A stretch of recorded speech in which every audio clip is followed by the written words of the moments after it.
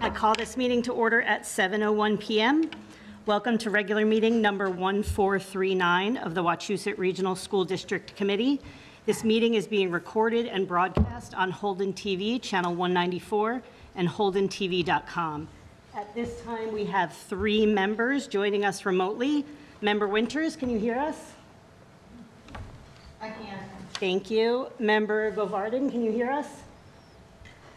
Yes, can you hear me? Yep, thank you. Member Runstrom, can you hear us? Yes, I can. Great, thank you. The next item on the agenda is public comment. We have no one signed up for public comment at this time. So we will move on to the next item on the agenda, which is Chair's opening remarks. Tonight, we work on one of our key functions as a school committee to discuss and vote on the FY27 budget. We will start with the presentation of the budget by Dr. Riley and Director Grise. I will then open the budget hearing and close it once public comments are complete. The committee will then discuss the budget and, if prepared, move to a vote. The budget requires a 2/3 vote of the full committee to pass, not just those in attendance.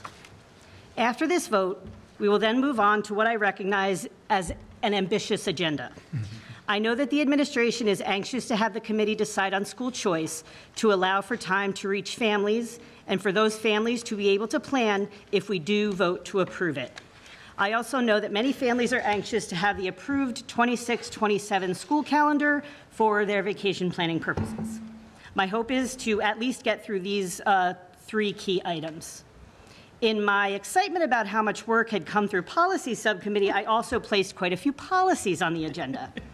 If the meeting is running long, I will ask to skip these policies without objection and move this work to our next full meeting. All of our policies deserve the appropriate amount of time for discussion, and I do not want to risk rushing them if our meeting is running late tonight.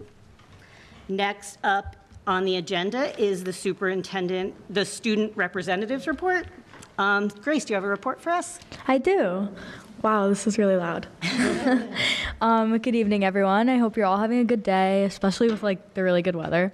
We have a lot of really great things happening at the high school this week that I'm super excited to share with you guys, but it sounds like you have a lot to talk about, so I'll try to keep it short.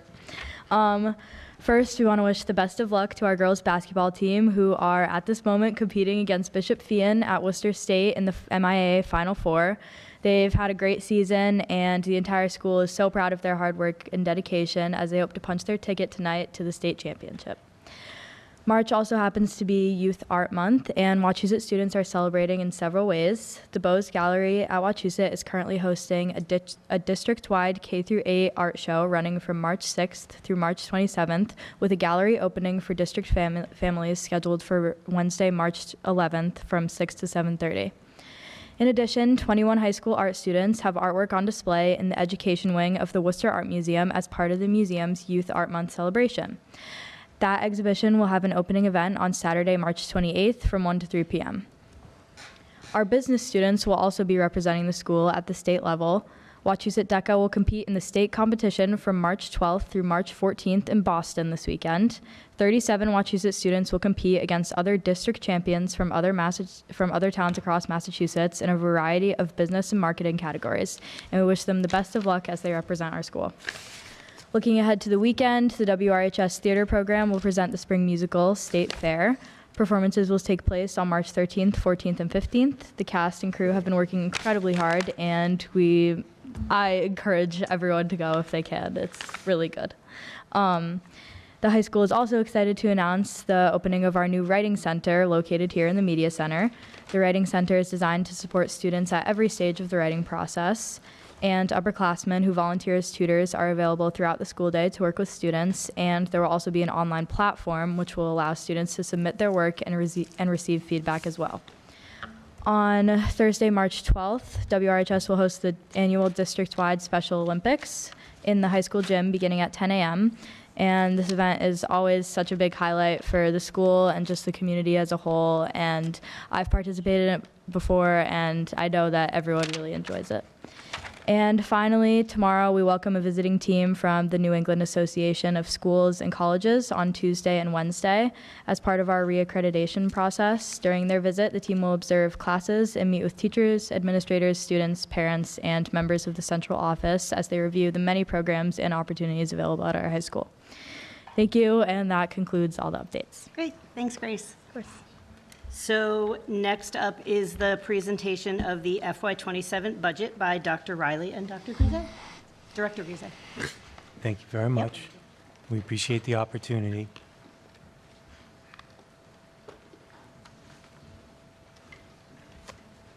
First off, I just want to acknowledge how grateful we are for the partnership we have with our 5 towns.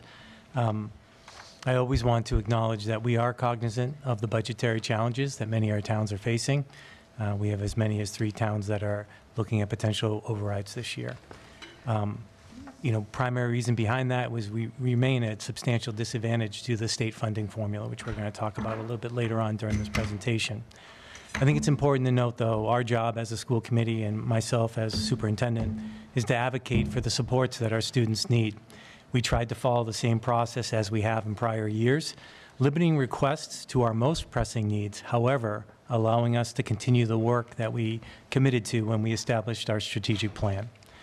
We are, as always, happy to engage in legitimate debate. If there are additional data points or perspectives that people have, it's always appreciated to hear them, and we are always willing to look up additional information if we feel like future presentations could be helpful to members of the public.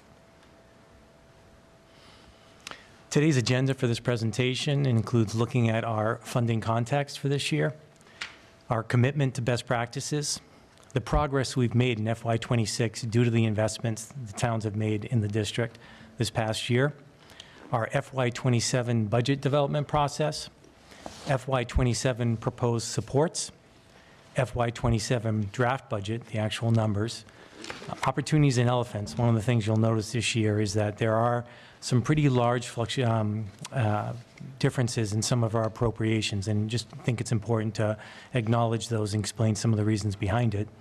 The remaining budget calendar that we are facing for the remainder of the year, and then also always receiving feedback and requests from greater detail. So the first thing I want to share is that the state funding formula continues to put the district at a significant disadvantage by any reasonable comparative metric. And really, any way you slice it, right now, our students don't really get what they need in terms of support, according to state calculations. The Chapter 70 foundation budget, which is set by DESE, is the minimum amount required for each school district to provide an adequate education. It's intended to represent a standard measure of the true cost of educating students. Unfortunately, and we're going to go into greater detail about that, for the 3rd consecutive year, the district is in hold harmless status. And although this mechanism is intended to prevent financial harm to districts, it's actually causing financial harm for many of them. At this point in time, over 85% of all Massachusetts districts are now in hold harmless status. And so one of the things we think it's important to establish is that each district's foundation budget is the starting point for all other funding calculations. Its accuracy is vital for proper school funding. And unfortunately, this is the primary cause of some of our budget woes, because ultimately, the WRSD foundation budget continues to rank at or near the bottom of almost every list, no matter how our peers are defined. And we brought out, and thanks to Barry Sklar, who does a lot of the research for this, we brought out some new examples. But the crazy thing is, it doesn't matter which one we pull up, okay? So of the 50 largest districts by enrollment, of which our district is 25th largest, we rank 50 out of 50. Out of all the regional districts that aren't including vocational programs, WRSD is 83rd out of 87. And out of our DART peers, we are ranked 11th out of 11. And so the question we ask, both, really DESE, and the state legislature, really. Does it really cost that much less to provide an adequate education in our district than it does in virtually all others? I don't know what it is about Wachusett. I don't know if it's the water or what we have here, but ultimately, we do not get the funding we need, especially when you compare it to what some other districts are getting. And so we've done this in the past, but there were questions from some of the town partners about what do we mean, by the DESI calculation and our per pupil foundation budget. And I want to be clear, because I think at times these towns, when they see us use these comparables, are upset. I am not suggesting that vocational schools, or especially, I'll be honest with you, especially the urban schools, Worcester, Leominster, where I was a administrator for over 11 years, okay? I'm not claiming that the budget per pupil foundation for these schools or in districts is inappropriate. What I am saying is how can Wachusett be so much significantly less? And so if you look at Wachusett in comparison to the two vocational schools that also service our students, Bay Path and Monty Tech, over $8,000 more per student that the state calculates is needed to educate. So $8,000 for every single student the state says is required to educate those students. In Worcester, it's approximately $8,000 as well, and in Leominster, it's a little bit less than $6,000. Another reason that we're being harmed is for the third straight year, we're in hold harmless status. And this is due to less than a 2% enrollment decline. I'm not an expert on hold harmless, but my understanding is it was originally created for districts that were almost hemorrhaging students, and so having great decreases in their population. And effectively what that allowed them to do is at least maintain adequate services, because it does cost a minimum amount to run a school district. Unfortunately, we've been impacted by hold harmless by having really small incremental impacts on our populations. For 3 years straight, it's been less than 2%. Okay, so even though we're losing 2% of our students, we're having huge impacts on our Chapter 70 funding. And that's not what hold harmless was meant to hopefully avoid. And it is unfortunately having a huge impact on the district. It is important, though, to note that we're not the only district in this circumstance. At this point, there are 272 districts in hold harmless this year. And so when people ask, how can this be happening, it's happening everywhere. And that represents over 85% of all Massachusetts districts. So clearly there's an issue here, and there's great urgency, or should be great urgency, to address this. Because we're a hold harmless district, we only receive an additional $75 per student in FY27 in terms of Chapter 78. We're hopeful that this amount will be adjusted as it was in FY25 and FY26, but at this point, there's no guarantee. This is just a quick look at the percentage of districts that have fallen into hold harmless over the last 3 years. Our first year in FY25, there was 66%. Last year it was 73%, and it's now 85% of all the districts in Massachusetts. What that means in terms of Chapter 70 increases is following. In FY23, we weren't in hold harmless. We received an increase of about 2.6, almost $2.7 million. In FY24, my first year in the district, we received an increase of $3.4 million, which was almost a 10% increase in our Chapter 70 funding. In FY25, the first year we were in hold harmless, it dropped from $3.4 million to only $700,000. Now, mind you, I believe at that time that was due to a decline of 66 students. We lost 66 students in a district that had, I believe at the time, 6,700, and it resulted in us losing or decreasing our increase in Chapter 70 by $2.7 million. In FY26, we are thankful that what was originally an increase of $75 per student was increased to $150, but still, the increase in Chapter 70 was only $1 million. At that point, I believe it was approximately, I think it was 130 students or around that. And then this past year, we were down 122 students, again, less than 2%. And right now, our increase in Chapter 70 is $490,000. Another thing that I think it's important to note is that impact on how much the state is paying for what it says it takes to educate a Wachusett student. Calling back a couple slides ago, I think our number is about $13,000. Well, the state pays $5,800 of that $13,000.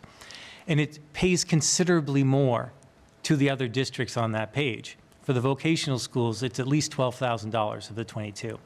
For Worcester, it's very close. There's only $5,000 that's left up to the city. And in Leominster, I think similarly, it's about $6,000.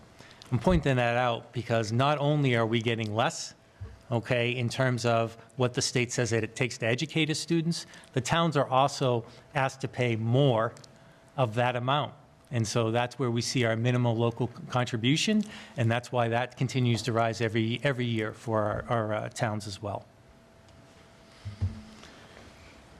I think it's important to note, despite what I would describe as a very disturbing financial situation in terms of what we're getting for support, we have been able to make improvements during what I would consider some dire circumstances.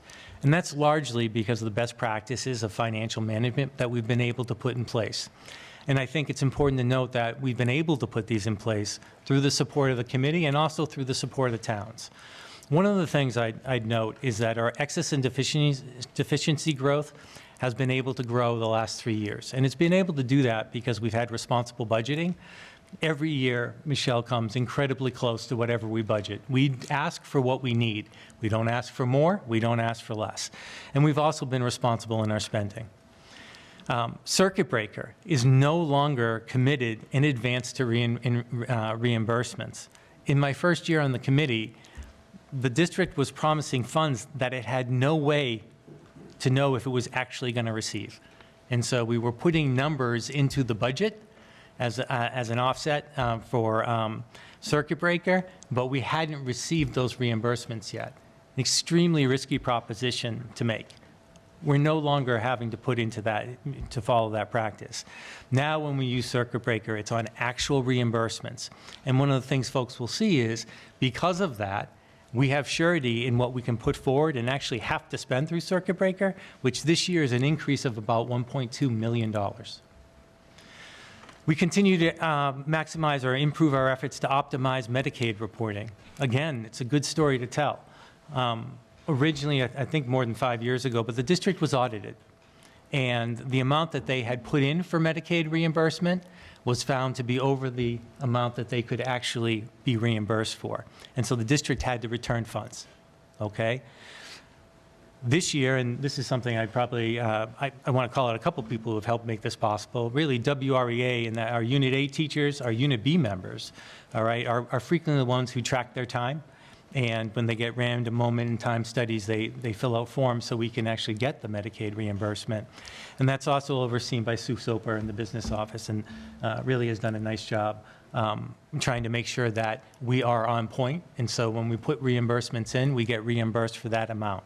And we really are in far better shape than we ever have been. And we're returning higher returns than we ever have.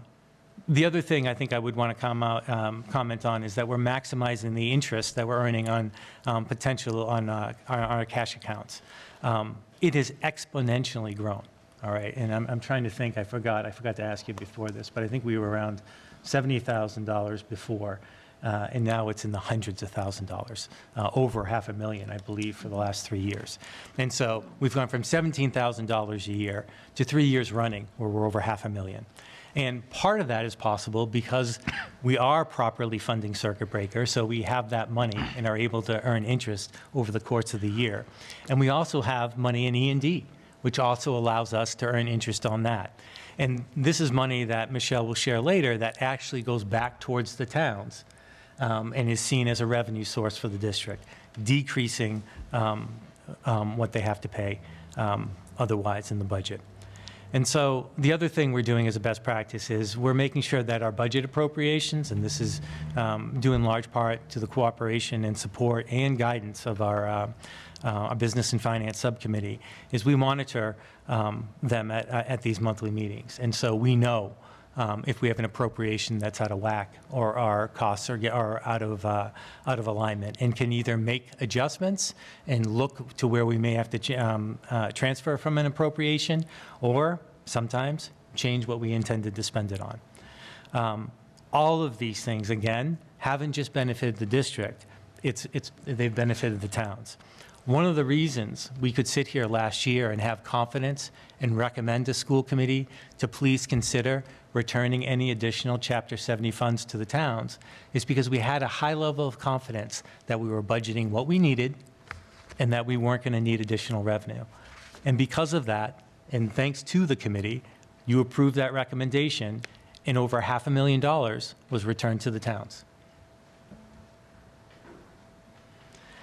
This is just a closer look at E&D, and I know this is something we've talked about in the committee, and I know for a lot of members, this is something, and I understand why, they've advocated for. We were at a very scary point in FY23, where we were really down to, I believe, a couple $100,000 in excess and deficiency.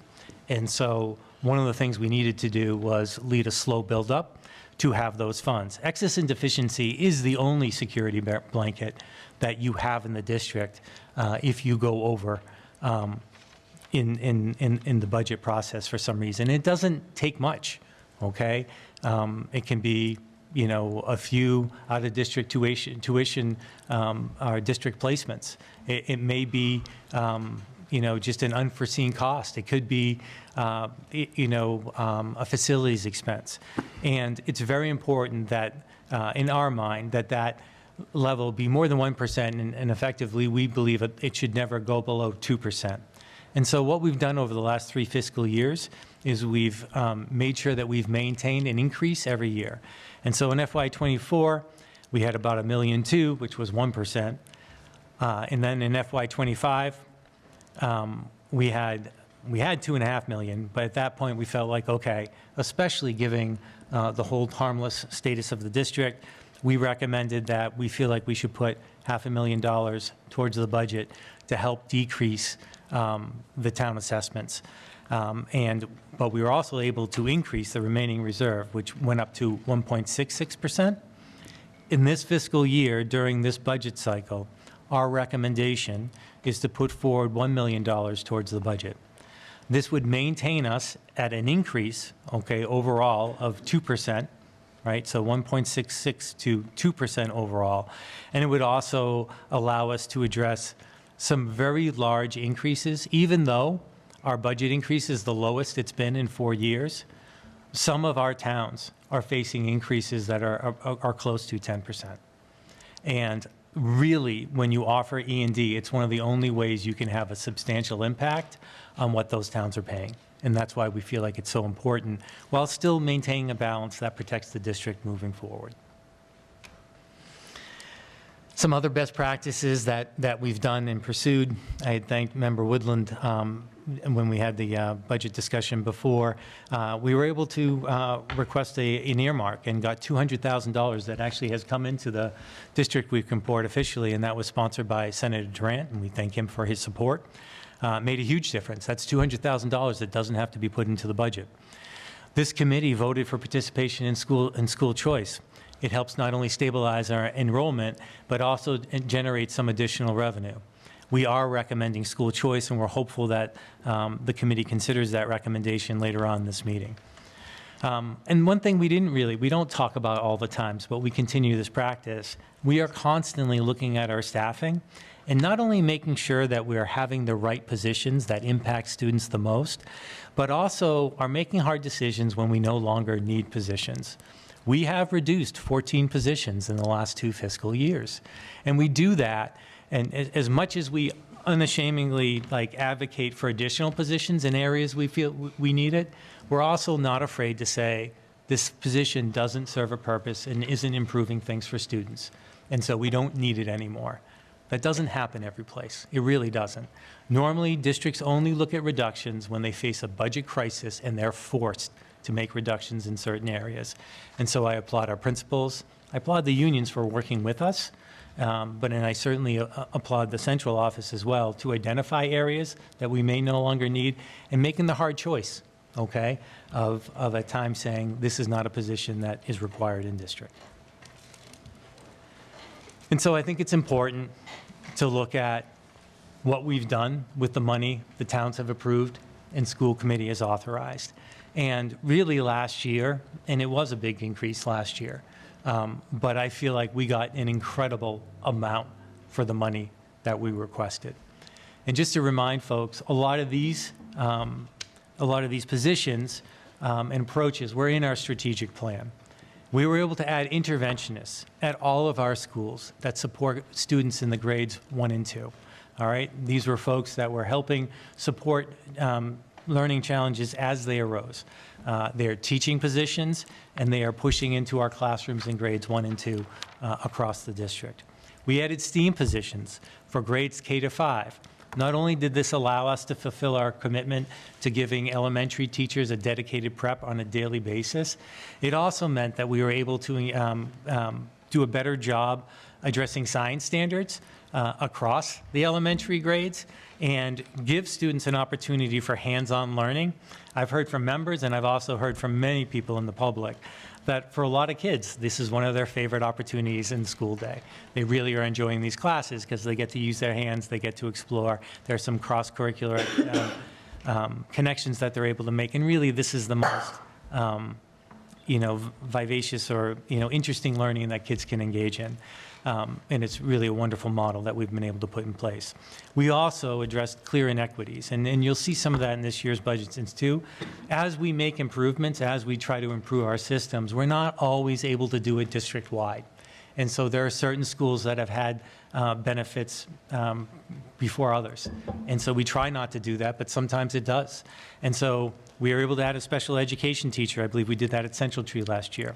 Able to add a BCBA in terms of coverage across the district. We added team chairs at every single one of our schools. I think we just hired our last position, so we have coverage now at both Paxton Center and at Thomas Prince.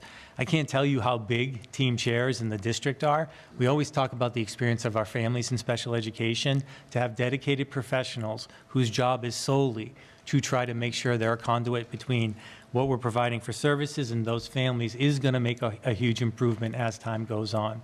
It also allows us to free up our assistant principals. We really didn't have assistant principals before, okay? We had half team chairs and half assistant principals, and they did the best job they can, but we all know this. When you aren't able to dedicate all of your time to your primary role, you're not as effective as you could be. And so this not only had a benefit of ideally, and will have a benefit moving forward, of improving the experience of our special education families and teachers, it will also have the added benefit where our assistant principals are truly more available to support instruction and interact with families. We've made class size adjustments every year. Dr. Kroll comes up, and we'll be sharing this, I believe, at our next school committee meeting, or at least on the school committee meeting on March 30th, and be sharing what our class sizes are. And every year we've committed to the practice. We started this in my first year, where we try to make sure as many schools as possible are in alignment with school committee recommendations through that policy. We were able to add an additional nurse at Mount View last year, who also serves to fill in when nurses aren't needed at other buildings as well. We had an internship coordinator who helped develop opportunities for high school students, and we were able to add 2 K-8 guidance positions, one at Paxton Center School and one at Thomas Prince. It's also important to note that we've been supported by our towns in terms of a lot of our capital project requests. These include, just in the past year, and again, this is not a complete list, security projects in Holden at both the Mayo and Dawson schools, a boiler payment, and I believe Paxton put down $77,000 towards a new boiler that we need and we're hoping to acquire after this year. Univents in Princeton were added, and that was a cost of approximately $200,000. Playground improvements, we had a poured playground surface that was put in for a district-wide program at the Glenwood School in Rutland. And similarly, there was a poured floor that was put in on the gym floor at the Holden School in Sterling. It also allowed us to provide some essential work at district buildings. Whenever you walk in, I'm sure everyone says what I say, wow, this is really nice concrete. It's all new at the school as you walk in, and it is much safer than it ever was before. The truth was, is this really wasn't an accessible building the way our concrete was. And so it is an important advancement for us to make as we move forward, and that's a huge need across the district, to be honest with you. Not only the concrete, but also becoming more accessible. We also were able to purchase a playground structure at the ECC that's actually going to be putting in, is the weather holds, right, and we continue to thaw. Hopefully we'll be able to have it in by the end of March, beginning of April. And so that brings us to FY27. And so, again, just sharing the context, every year we look at what the budget increase is and what the total town assessment increase is. And there are a few reasons for that, and I think it's always important for us to remind people what those are. And one of them is the state's determination of a town's share of our overall budget continues to rise, with the exception of Sterling, but that's because Sterling is maxed out. They can't be any higher. Sterling, in fact, is treated the same as the most wealthy communities in the state. Sterling pays the same share as Weston and Wellesley and Cohasset and Lexington. There's no difference, okay? Although I think we do know that there are differences in those communities. The state calculation of cost to educate our students are seriously flawed. We shared that before. We're at the very bottom in terms of what the state believes it takes to educate students. And then it's only been exacerbated by a reduction in Chapter 70 because of a hold harmless status. All of this taken together means that despite, and look, I'm certainly would acknowledge to all of our towns and everybody, despite the fact it's the lowest increase, it's still a very modest increase, or an increase that's fairly, it's more than 3%, of 4.44%.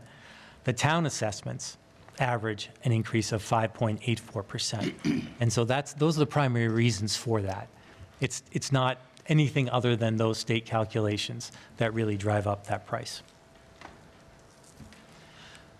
This is a slide we put together, and what it really shows is, and I think, Barry, is the, can you make sure we add at the bottom too, the increases for, can you click it one more? I know, you wanted a surprise. And so it's easier to explain this way, though, too. If you look in the first year, FY24, you'll see that we had an increase that year in Chapter 70, a 10.5 increase. And that year, our budget increase was actually 6.53%. But the impact on the towns was significantly less than that. It was actually 5.41%. And the reason why is the state increase in Chapter 70 aid was absorbing a lot of the increase in the district budget. However, as we moved along in FY25, FY26, you can see that as the increase in Chapter 70 aid kind of meandered along at 1.9%, 2.7%, even though the district increase to the budget decreased to 4.97% and 5.82%, you actually had increases, okay? Increases in what the town assessment was. This year, when we look at FY27, right now we're experiencing the lowest increase in Chapter 70 in the last 5 years. We also have the lowest increase in our budget. It's now at 4.44%. But if you look at the impact on the average town assessment increase, it's the second highest. It's 5.84%. And you can see the difference between the district budget increase and what the towns are actually paying as assessment increases. It's only getting larger. And that's going to continue as we move forward. There is some potential good news, or certainly some considerations that I'm hoping for the committee to consider. And there really are two of them. One has to do with our health insurance. And so when Michelle presents the budget and the actual figures in a few minutes, one of the things you'll see is our projected increase for health insurance and benefits is about 9%, 9%. And so we are, however, and do have a plan or a potential arrangement that we're asking the PEC, which is our group of employees who vote on our insurance options, that could bring significant savings to both the district and our employees.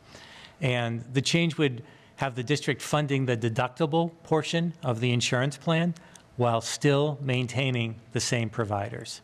And the PEC is expected to vote on this plan next Monday. If this happens, it would have a significant impact on both our budget increase and then also corresponding the impact on what the town assessments are. Now, I want to be clear, if that passes, my recommendation to school committee would be that any additional Chapter 78 increases would be retained by the district. However, if the PEC does not vote for this change and we don't realize additional savings in our insurance and benefits, my recommendation to the committee would be that any additional Chapter 78 increases in FY26 be returned to the towns as we have the past 2 years.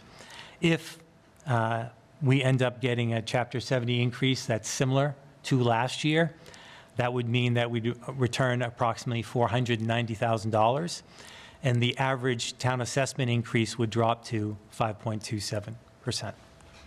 Again, that's provided that school committee votes for it, and it's also providing that we're not able to offer the savings in health insurance.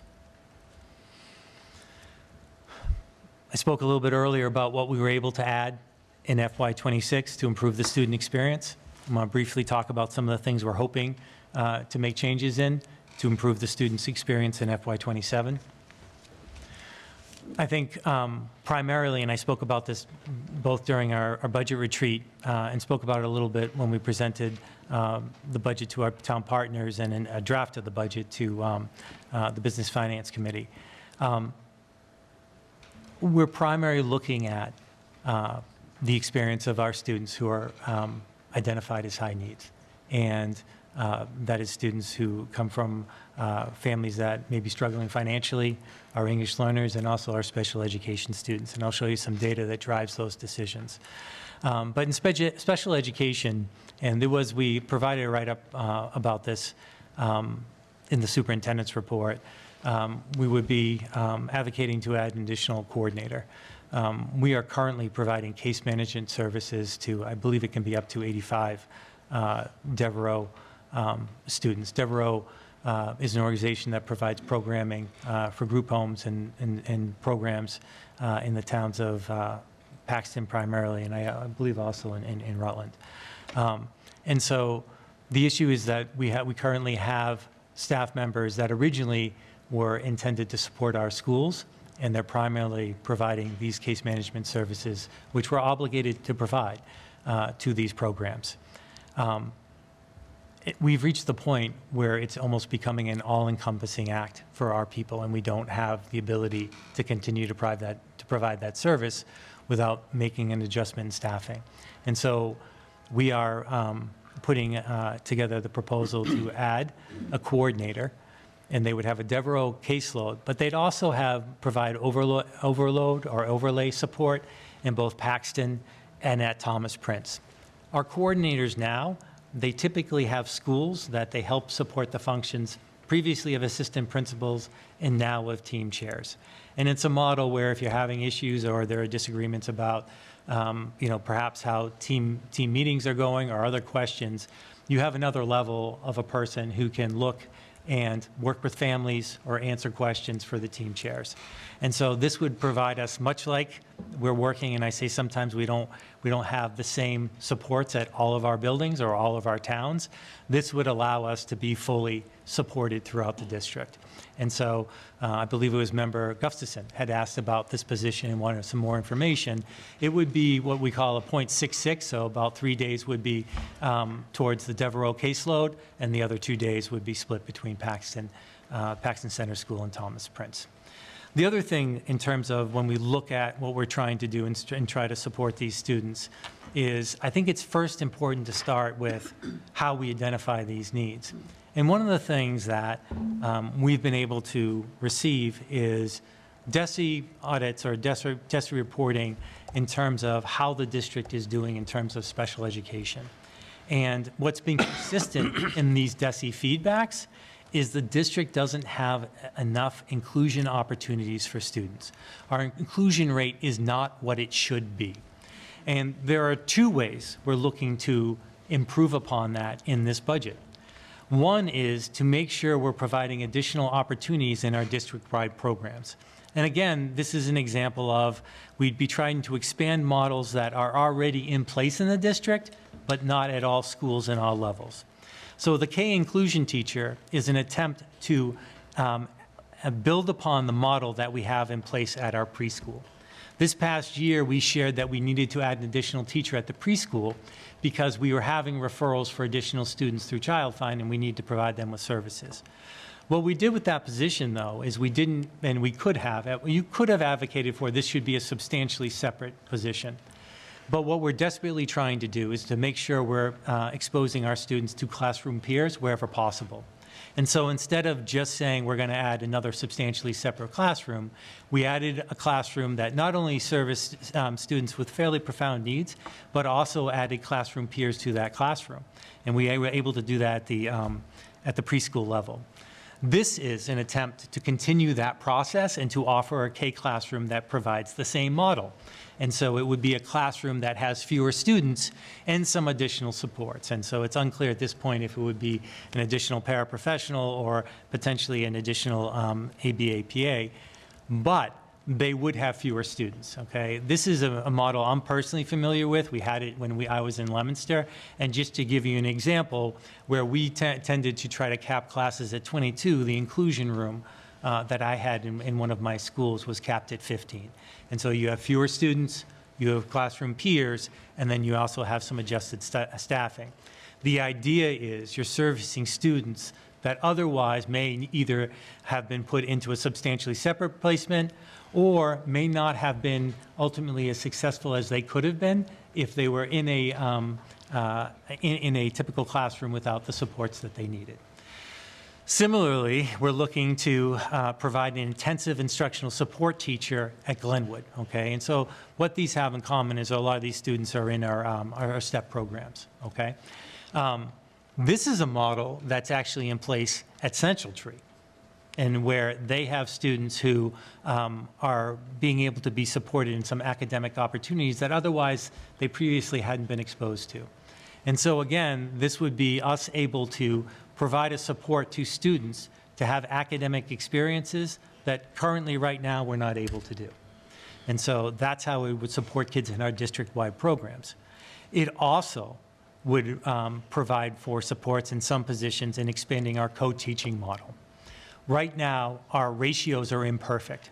Some schools are able to support co-teaching far better than others. Primarily at the elementary level is where we have our inequities. And so the schools that we've identified, for example, that potentially would need expanded co-teaching are Thomas Prince, Paxton Center School, and Dawson Elementary in Holden. We would also look at reading support teachers. Our data and also our feedback indicates that we need to do a better job of supporting students who have reading challenges. In this case, we'd be advocating for having reading support teachers added to Glenwood and at Houghton Elementary. We'd also be looking at equitable staff adjustments. And so unlike the targeted reasons that I just shared before, this is really looking at what our caseloads are at particular schools or the services they've provided, and advocating to looking at trying to make some changes in staffing to make it more equitable across the district. In counseling, that would mean adding positions at Glenwood Elementary and at Central Tree. For academic intervention positions, and so these are the positions where we added academic interventionists last year, but not all schools got the same amount of support, okay? And we did that largely based on caseload, how many students were at the schools. What we found is 2 schools really aren't getting the level of support that we believe is needed elsewhere. One of those schools is Naquag. Right now, Naquag has basically what we call 1.2 FTEs, so they have a position and a half. And they share that other position with Thomas Prince, which only has a 0.5 interventionist. What we are proposing in this budget is to make the Naquag position a 2.0 and to make the Thomas Prince position a 1.0. The reason why that's important is one of the things we found, particularly at Thomas Prince. Our interventionist positions aren't just about servicing students. They also allow us to be better with how we interact with data and how we build our capacity to make adjustments in learning for students. And the Thomas Prince position, for example, they aren't able to participate in our student support teams. They're not always able to support other meetings that may be taking place in the building, and they're not able to interact with all the faculty across the school. And this would allow them to do so. At Naquag, they really have, I would say, done one of the best jobs across the district of utilizing the resources that they have. But it really isn't the same amount of support that we're able to provide in terms of positions at other schools. And it really is important that we make that adjustment for them.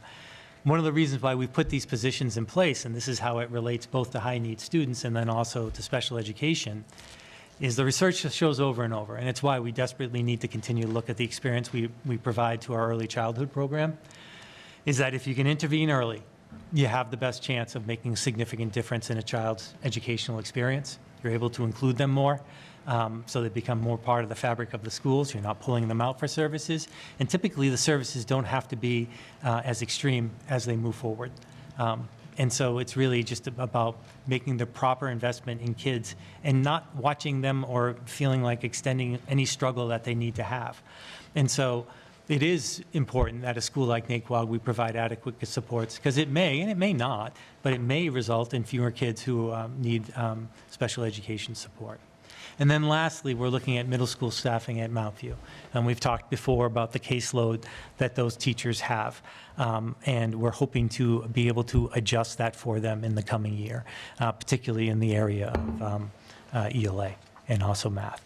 I think one of the things that we've spoken about before in terms of our new curriculum is that in the past, we had all kinds of time on learning discrepancies across the district, where some places in elementary school were providing 45 minutes, other places were providing 110 minutes of ELA instruction.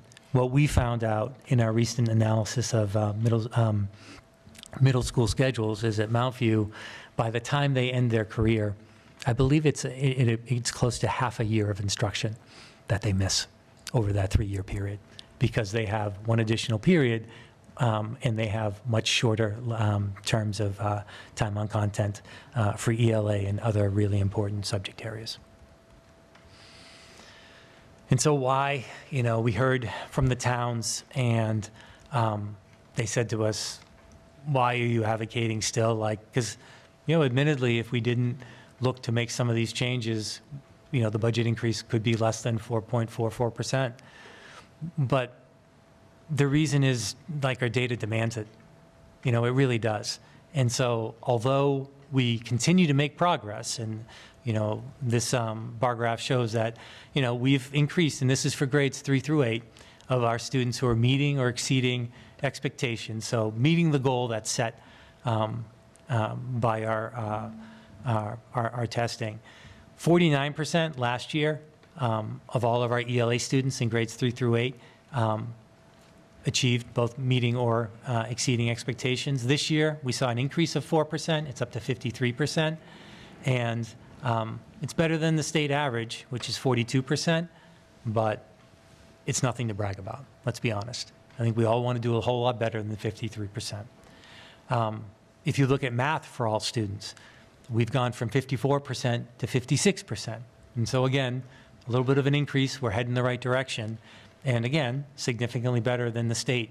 However, again, nowhere near good enough. I think what's particularly alarming, though, is when you look at the data for all of our students and then compare it to our high-need students. And so I'm going to remind folks again, these are our students who are economically disadvantaged, These are our students who are English learners, and these are our special education students. And so it wasn't 49% last year of those kids who met or exceeded expectations. It was 27. And this year it's 30. Again, increased by 3%. I'm glad we're making progress. But not even 1/3 of those students are meeting the expectations in ELA. In math, it's only slightly better. It was 31% last year, and this year it's approximately 1/3 based on our data, and so only 1 out of 3. Again, it's better than the state, but the discrepancy, 53% compared to 30%, 56% compared to 33%. I don't think any of us are comfortable with those differences, and it's why it's desperate. Why I feel it's such a extraordinary need for us to take a look at how we're supporting those students and changes that we can make. And so at this time, I'm going to turn it over to Director Cruise and have her look at some of the numbers of the budget. Thank you. Just a reminder of a little bit of where we've come in the last several years. My first year here, which is the FY24, basically the budget was based on what we had spent in the prior 2 years for fiscal year 22 and 23. The last 3 years for this FY25 budget, FY26 budget, and for this FY27 budget, we've done a process where we go to each of the departments and each of the schools and ask them what they need. We get all that information together. We meet with all of the departments. Actually, this is only our second year meeting with all of the departments and going through and identifying this is what we're going to put in the budget. Budget retreat has changed, obviously, over the last 3 years. It's when we tell, like, it's the first time you guys hear about what are we thinking about. So every year, I think we just keep getting a little bit better. It's certainly not perfect, but we are definitely making improvements on building a needs-based budget. And this year, I think we spent even a little bit more time cutting some people back, like saying, hey, we're not going to do this. Even in the last week and a half since we've talked last time, we've made some changes. So it all starts with our budget as far as how the towns are going to be charged with our enrollment. So our enrollment, you saw this a couple weeks ago. Our enrollment, the town of Holden is going down 90 students.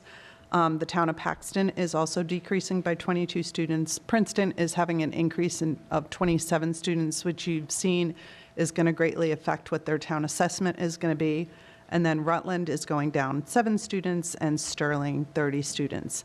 Now, this enrollment information is the students that are sitting in our seats from our towns. This is not our foundation enrollment numbers that are the students that we're financially responsible for, but this is how we base the budget on the pieces outside of the minimum local contribution, all that. The other pieces is how we split it up with the students sitting in our towns.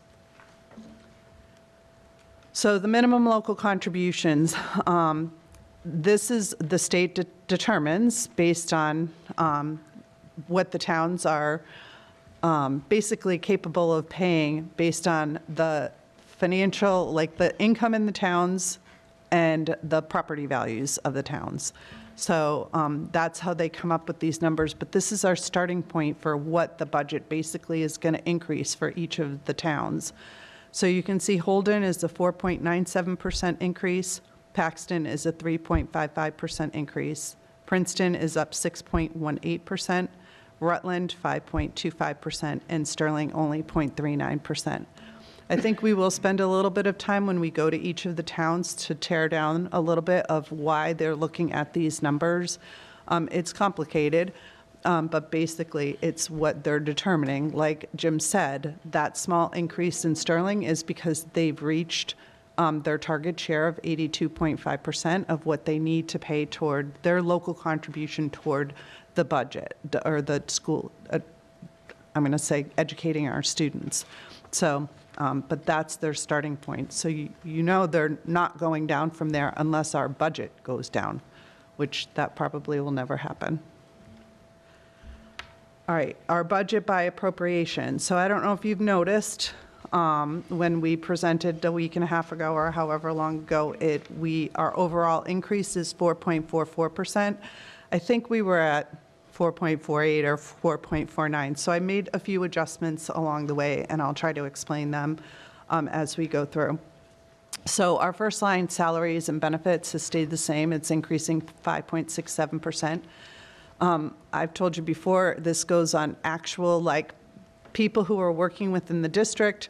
I elevate them up to their appropriate step if they have space to move up on their step. And if we've had bargaining units that have already, have FY27 cost of living adjustments, I elevate those to the appropriate place. We do have a few units that we have a 2% increase for FY27, as far as their COLA is concerned, the paras, the ABA PAs, and the WAA, which is the Administrators Association. So they have a 2% COLA, and then they have, when they actually step up, it's a little bit over a 4% salary increase on average for, depending upon what unit you're in. I've also had to set aside salary reserve. We have our biggest bargaining unit along with several others. We have our clericals, so we have the WREA, our clericals, our custodians, our nurses, and then any individual contracts, principal contracts, and our salaries that are paid to unrepresented people and our hourly paid to unrepresented people. We do not have cost of living adjustments. Like, I don't know those, so I have to set aside some money for those. I also include in that salary reserve any lane changes or degree advancements. Also longevity changes, because we don't know until they get there, so we have to set aside money for that. Retirement benefits, if some people who retire, they have the option to, not an option, they get some of their sick time paid back. And then I also have in there open positions. So that's what, there's a big number on that line by line. That's what is included in there to make sure that I capture what salaries will actually be. The next line are benefits and insurance. So as Jim told you earlier, the health insurance increase right now, if we leave our plans exactly as they are going up by 9.1% for our commercial plans. Our retiree plans, or our Medicare plans, those change on the calendar year basis. Those are increased by 15.9% compared to last year. So that's in there. Also included in that benefits and insurance line is our Medicare, our employer portion of the Medicare. So as our salaries go up, that's 1.45% of our salaries that I'm predicting. And then we have the other big one in there is Worcester County Retirement is a 9.78% increase in what we paid last year, as long as we paid on July 1st. Then the next line, which is our instructional support, it's going up by 20.2%. This came down a little bit.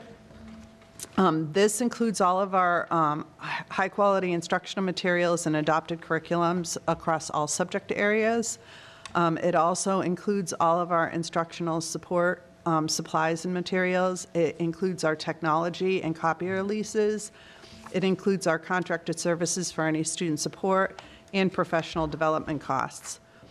We did do a little digging and found out that some of the curriculum materials for science were not going to needing to be included. We also ascertained that our title programs, we were including some expenses that we normally paid out of grants when we met last time. Those title grants are going to be in place, so I took those back out, and we are going to get out of our lease program with computers, and we're going to purchase Chromebooks outright to not that it's going to save us money this year, but going forward, we'll stop paying interest on lease payments for Chromebooks.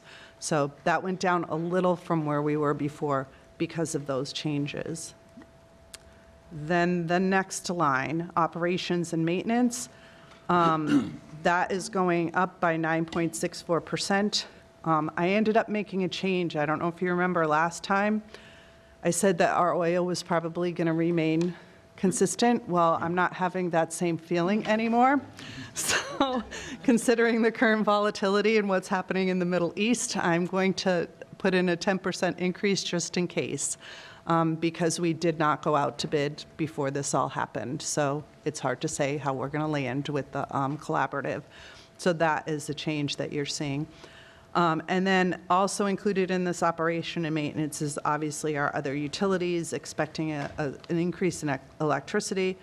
And then we have some large improvements that we plan to make at the high school. We have $875,000. That's for the auto shop floor replacement. Remember, I am putting $300,000 in E&D for that piece of that we had budgeted for last year. And then the other piece that we're going to do up at the high school is a bidirectional amplifier, because we're asking all of the towns to put them in the town buildings, so we're going to get them here too. At the ECC and central office, we're putting about $337,000. We have a stair lift that hasn't been working since I've been here, so we need to get that replaced. We're also going to put in some door and camera security systems. There's nothing at the ECC as we speak. And then we need to do some parking lot and driveway repairs. It's pretty crazy if you come and visit at the wrong time at the central office. So that's our plan in operations and maintenance. And then the pupil services line is going up 26.86%. This is the costs for anything outside of, like, I'm going to say academics. So your athletics, your health services, any student activities. This increase, it's a small line, but the increase actually is representative. We were paying for some things out of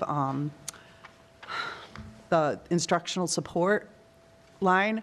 We're moving it to, like, we were paying for graduation out of instructional support. So I'm just reallocating those to the proper appropriation. So that's why you're seeing an increase there. And then our special ed tuitions.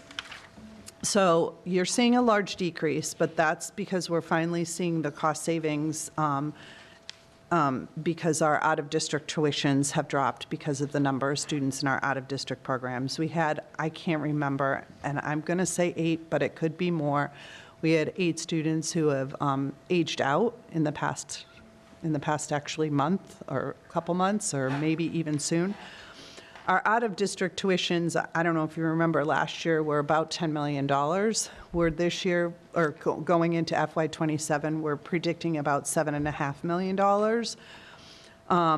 So we're using circuit breaker to a higher piece for that. We're using about $5.8 million in circuit breaker because we have to. That's what we have available to take in reimbursements. And then we're doing $1.1 million out of our special ed grant. We used to use $1.5 million out of the special ed grant, but we're doing 1.1 this year. The only thing that is in the general budget for these tuitions is tuitions to collaboratives. And so we're paying those out of the general budget. It's not likely we'll see like a decline next year like this because it's the additional use of circuit breaker, and the drop in the amount of tuitions is enabling us to move down. So it's kind of a nice little gift. And then the other operating costs, that reflects our tuitions out for school choice and charter school. I take that information right from the cherry sheet. So it is increasing this year by 14.79%. That does change as the year goes along. And then transportation costs, an increase of 5.56%. We're in our third year of our contract with AA Transportation for regular education, and that's 5.5% increase there. We do have the option to extend for 2 years at that 5.5%. I think in the fall, we'll probably look at where are we at with that before, like, we'll make that decision. I'm not going to just come and say we're going to extend. We'll see what it looks like for transportation costs. The special ed in-district transportation is also through AA. That was a 7.9% increase. We're in the third year of that contract as well. I included worst-case scenario for that, but ultimately, we only end up using whatever services that we need. So I do anticipate that might be a little bit less, given the number of students that need transportation and specialized transportation. And the out-of-district transportation is based on last year and the year before charges. So, and then finally, our debt service, we're paying off a little bit more debt. We're going down by 4.37%. It actually represents, we owe another we're paying $510,000 in principal and $48,400 in interest. I think we have another bond that will be paid off next year, but all of our debt will be done, I believe, by 2029. Am I saying that right? 2029? Yeah. So I think that's it. So our overall increase is 4.44%. For FY25 is lower because I used the $1.1 million reimbursement. So it's lower than it was, so now our reimbursement will be lower. Like, we can't get reimbursed on a reimbursement. So, so we had that help for FY25 of that extra money that had to be used. And now we're back to being on track with that. And our charter aid tuition went down slightly by 6.16%. So Medicare, our local revenues, we're keeping the first three the same. The Medicare, interest, and miscellaneous revenue, I'm leaving as it was from last year. We had adjusted those greatly last year. And then for excess and deficiency, as Jim had stated earlier, looking to give an extra $500,000 and put $1 million toward excess and deficiency. And then here's where our assessments land. Holden will be a 5.93% increase, Paxton 4.7%, Princeton 9.89%, Rutland 7.5%, and Sterling only 2.34%. So that average is out to 5.84% for each of the towns. So just wanted to delve a little deeper into some of these appropriations and make sure people understand why you see the fluctuations between them. The first one we want to call out is the circuit breaker. And so the amount that we're putting towards your budget is approximately $1.4 million from last year. It's because these are reimbursements that we've already received, and it is our obligation to put all this money towards the budget. It's also one of the reasons why the special education tuitions have dropped so much. It's because we're offsetting them by 1.4 million more than we have in the past. Excess and deficiency, as we've established before, we are advocating for an additional $500,000 towards the budget, but still maintaining a 2% balance, which we feel is appropriate and sufficient for us to have security going into next fiscal year. In terms of the capital stabilization fund, right now we're not recommending contributions to this fund in the FY27 budget. There's a couple reasons for that. One of them is that we do feel like our capital needs will be addressed both through the general fund, so we really feel like we've done a decent job identifying the essential projects at both early childhood and then also here at the high school. The other thing is that we anticipate that we're going to have a bit of a surplus this fiscal year, okay? And so if that's the case, we feel like we could advocate for a change in appropriation and that we'd be able to take some money where we have additional appropriations, primarily in out-of-district tuitions, and advocate to move them over to the maintenance line, and we'll be able to get some additional projects done in this spring, okay? And so that would be a great thing, where we can get some of those things done. Salaries and stipends. We are currently negotiating a new contract with our largest bargaining unit. It's important that we are prepared to treat them fairly and give them what we would hope is a recognition of where the market is, and then also the work they've engaged with us. We've also added some of the targeted positions that I shared with you earlier to both bolster special education support and address some inequities that exist across our schools in the district. And then the other thing in salaries and stipends is we're properly accounting for ESY programming. Those salaries and costs weren't included in last year's budget, and now they are. And so that's one of the reasons why that appropriation is also a little bit larger. In terms of instructional support, it is a higher cost for some of the curriculums that we're using now. We definitely believe, right, that this is the right thing to do. And so some of the, for example, STEAM curriculums that we're using now rely on consumables. So the old days of getting a textbook, putting it on the shelf and signing it every year and turning it in at the end and saying, oh my gosh, my parent had this textbook, they're gone. And so we really are buying programs that need to be replaced on a yearly basis because they're based on consumables, and that's how kids are learning. And so it's a higher cost there. Professional development investments. We're investing in our students, right? I mean, excuse me, in our teachers.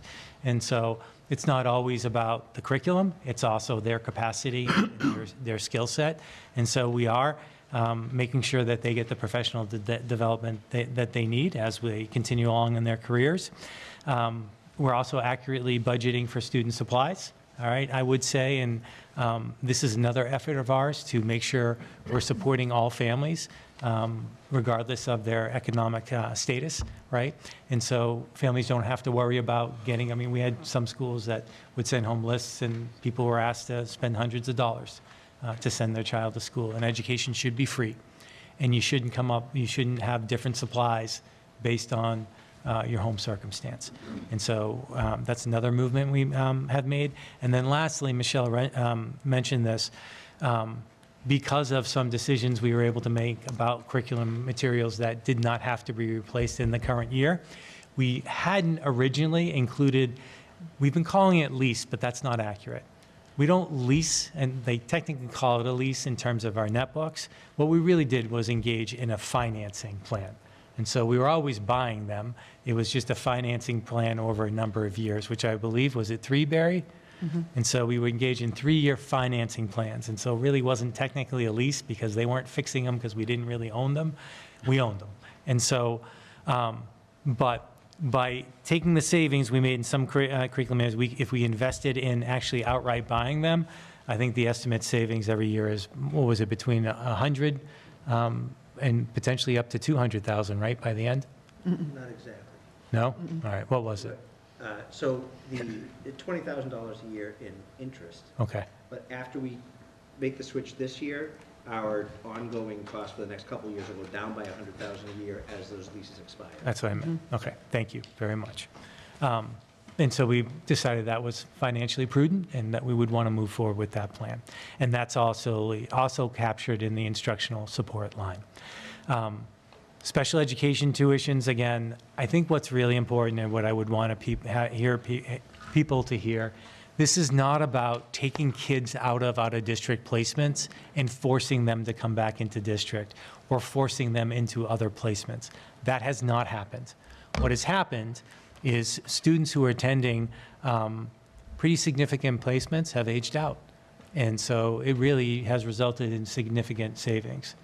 It is one more reason why, though, I do feel like this is the right time for us to invest in special education. As we are trying to include kids more, as we are trying to improve our in-district programs, it makes sense that we make an investment in these programs while we are saving on out-of-district tuitions. And then lastly, as mentioned before, that also has to do with our appropriate use of circuit breaker funds. The budget calendar, right now, we have a tentative school committee meeting for March 16th, which, depending on the vote tonight, we may or may not have. We do require school committee approval of a budget, however, no later than March 20th. Meetings with town officials would begin next week, pending this budget being approved by school committee. And our town meeting schedule is for Holden on May 18th, Paxton May 4th, Princeton May 12th, Rutland May 9th, and Sterling May 4th. At this time, I pause, and if there are any requests for feedback or grading. So before we as a committee discuss, the next item on the agenda is the budget hearing. At this time, I will open the budget hearing to the public. The public budget hearing is to get feedback from members of the public, which can inform our own discussion. Do we have anyone here for the budget hearing? We do not. We have no one signed up for the budget hearing, so at this time, the budget hearing is closed, and we now move on to the committee's discussion of the budget. Member Woodland? Thank you very much for the presentation and the information. I don't really have too many questions. I think that what you've laid out in the narrative is a lot of information, really well put, really explains where we're at and what we're looking for the future. I appreciate you spelling out that it's a level services budget with a few targeted areas to improve, and that it's the need-based budget process. I think that it is really important that as our students are aging out of the out-of-district placements, that's exactly what I was thinking, is that this does make sense, that we're going to focus on the special education needs at this point with that kind of headroom for investing. And as much as I would love to see more planning for the future in terms of stabilization, I think that it makes sense to hold off and see where we go. One of the things that I found interesting, though, is with the instructional support and the amount of consumables, and how different this is, that we're like paying for licensing and consumables versus textbooks that you have forever that maybe go out of date, but maybe not all of them do. At any rate, I've seen some PTOs and PTAs do like mini grants for consumables. Is that a practice that is going to be coming more into the operating budget and over time, or is there always going to be a place for that, do you think? It's a great question. I think this is really early. You know, one of the things I'd share, and one of the things I want to make sure we're doing, I think what we're going to see moving forward is targeted replacement of consumables, right? And so right now, it's really hard to know because you purchase the kits, and you really don't need to purchase a new kit every single year. And so I think as we move forward in future years, we're going to be more astute in terms of identifying, okay, these are the lessons we're going to do, and there may be ways to look at some efficiencies kind of moving forward. I think our goal always, to reference your question, is to have not be reliant on PTOs or, for the student experience. Ideally, those organizations are going to exist because they're going to bring something to the school that they think is really important and that the school otherwise can't provide. And so our hope is that that won't be the case as we move forward. Does that help? Yeah, no, that's just, that was always such a big part of the question when I was on the Houghton PTO, and, I'm hoping we're gonna start doing a better job budgeting for that and take that off their plate. I think the other thing I didn't mention when we were talking about these appropriations is there's also, I think the high school in particular, they've made more requests this year. I think as we move forward, and we saw this in the elementary schools a little bit earlier on, I think departments are realizing, oh, if I ask for this and can demonstrate a need, I'm actually going to get it. And so there's a little of that going on too, which is needed. I mean, we need to be looking at our high school curriculums and replacing them and doing some of this work. And same thing with equipment. They have some equipment that probably has gone too long without being replaced. We're trying to be smart about it and looking at it incremental, like have those replacement schedules. But that's the other thing that's going on in that line that I didn't mention earlier. Thank you. I mean, I think that just a quick follow-up I think that while the highest needs are being approached in here, that there are still so many other needs for our district that I wish we could put in every budget. That there's a lot of expansion to get equity across different programs and across all 13 schools is a big ask. But I appreciate this staged approach, and I think this makes a lot of sense for this year to be so focused on special education needs. Any other questions or discussion? Member Kirschenbaum?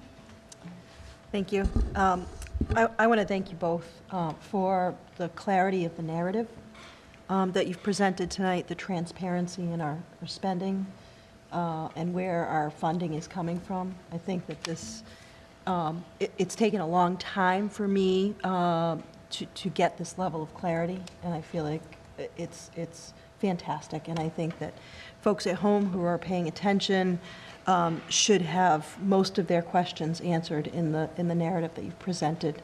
I want to also thank you for your alignment to best financial practices. I think that we are seeing the benefits of your work with, like, say, the circuit breaker and the E&D reserve, and how you are able to maximize our interest on that. I think that's fantastic. Another point that I'd like to make is it sounds to me like the groundwork, the foundational groundwork that you've been putting into working with member towns to communicate to them and to build relationships. Based on what I heard in our last forum with the town, it sounds like that is paying off as well in their understanding of how our budget is built. And so I want to thank you all for that. I think that's been a huge lift, and you've handled it with grace, and you've handled it with transparency and clarity in your communication. I want to thank you for that. I also note that you addressed the special ed concerns that we have, that we're working on our strategic plan, and you're not, shying away from asking for support in those areas. Our data demands it, and I think that you are clear in highlighting that, and I want to thank you for that as well. My question is, and I hate to be a Debbie Downer, yeah, is to help us understand the process that happens at the town level. You mentioned that there are 2.5 overrides that are being asked by our towns, and some are doing it for a few years in a row. And when our town members were here last meeting, they expressed to us their concerns for the finances and the lift that it is to maintain that. So I wonder, what we can do to prepare ourselves for a potential of not passing. What does that look like? How do our services get impacted if we go to a 1/12 budget? If our budget approval is dependent on these overrides, these are real concerns that I heard. It causes a little bit of anxiety because I don't want to see our strategic plan, suffer. I don't want to see our students suffer. I don't want to see our SPED services suffer. And so I know that this is a tough place to be in. So I just wonder, what is our contingency plan? Yeah. And so I think it's a good exercise for us to look at the 112. I think ideally, even if the towns don't pass this increase at 4.44%, ultimately they would pass something that is more than a 1/12 budget. I think the important thing for people to know is when you enter into those scenarios, it gets ugly very quick. And the reality is 80% of our budget is personnel. And for the most part, and we do have some increases in facilities, but our facilities are in poor shape. We do have some money in instructional services and curriculum, but our curriculums were poor. And so it really ends up impacting people far more quickly than I wish it would. To reduce staff is an incredibly inefficient process, and I don't think people realize that typically to get the savings of 2 positions, you actually have to reduce 3. That is because of unemployment and some other costs associated that you have to pay. And so the other piece is that you are typically having to lay off your youngest teachers because of protections through our bargaining units and our agreements. And so the positions that you're reducing by are typically not as high paying, and so you're, again, having to reduce a lot of them to have an impact on the budget. And so we can, and I typically do, when we visit the towns, I think that I've done some scenarios before, so it lets people know, look, for every position that we have to reduce, this is how much you would save. And the one thing I would want people to understand is we're not flush with staff. And we didn't do it in this presentation, but we are far below the state average in terms of teachers, in terms of support services, in terms of administrators. The only position that we had that was above the state average was our paraprofessionals, and we have reduced paraprofessionals since that time. And I think if we had an accurate accounting, because typically your staffing ratios are a year or two behind, I think we'd be more in line with the state. And so, and it's one of those things, it's one of the financial best practices that I've put out there. We really have already looked at positions that we don't need. And so the sad truth is that any cuts that we make, we are, in my mind, in most places, still skeletal, and so they're really going to impact. And there aren't a lot of positions that aren't directly related to, we always talk about this, why do we make decisions for kids, right? And so a lot of our positions are in service to kids. So I don't care where it is, it's going to impact students. And so I do feel like that's a good next step for us, is to really articulate that for folks and really lay it out for them. Maybe bring some staffing data, so I appreciate you bringing this up. And then maybe do an exercise about what the 1/12 actually would mean.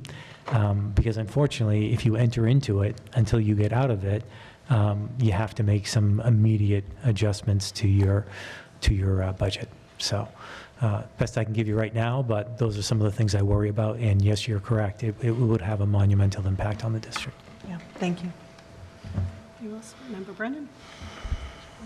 I'm mostly going to add on what they were saying, that I really appreciate the presentation, and obviously I get to work in the Shell every month, so these are not like, this is not surprising to me to see where we've come. I see it every month, and so I'm very happy that I get to do that and have a better understanding of these numbers.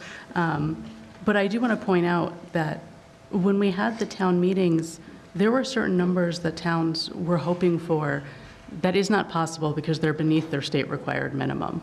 And so there's only so much we can do when it gets to that point. So like, for example, Holden's my town. We did lose some students, so that in a way benefits Holden for having to pay less, but the difference between the state required minimum and what you are asking to keep making improvements is just under 1%. And I feel like that is what you had promised to try to do, was that here's our plan. We're going to try to make small, crucial implements along the way, because we all saw and have seen what happens when you don't add that little tiny bit every year.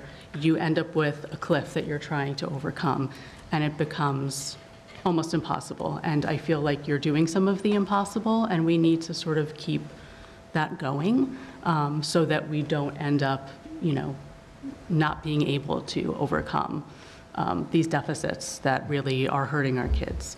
So I really appreciate that you are steadfast with that, but also clearly listening to the struggles, the financial struggles, and so putting in a modest amount that is the most required for that year. So I really appreciate that. And I appreciate you explaining, what new positions you're getting and that sort of thing, so we can have a better understanding of what we're actually adding this year. That was very helpful for me. So yeah, thank you guys. Yeah, I just think to your point, as much as, and I in terms of increase in budget, we're on record, I think since last November, Michelle made the estimate for the district to maintain level services. We estimated it would be between 4.5% and 5.5%. And so we've actually come below that with hopefully increasing some services. And I think it is because we've been very fortunate in a couple of kind of one-time benefits, most specifically around the special education out-of-district tuitions.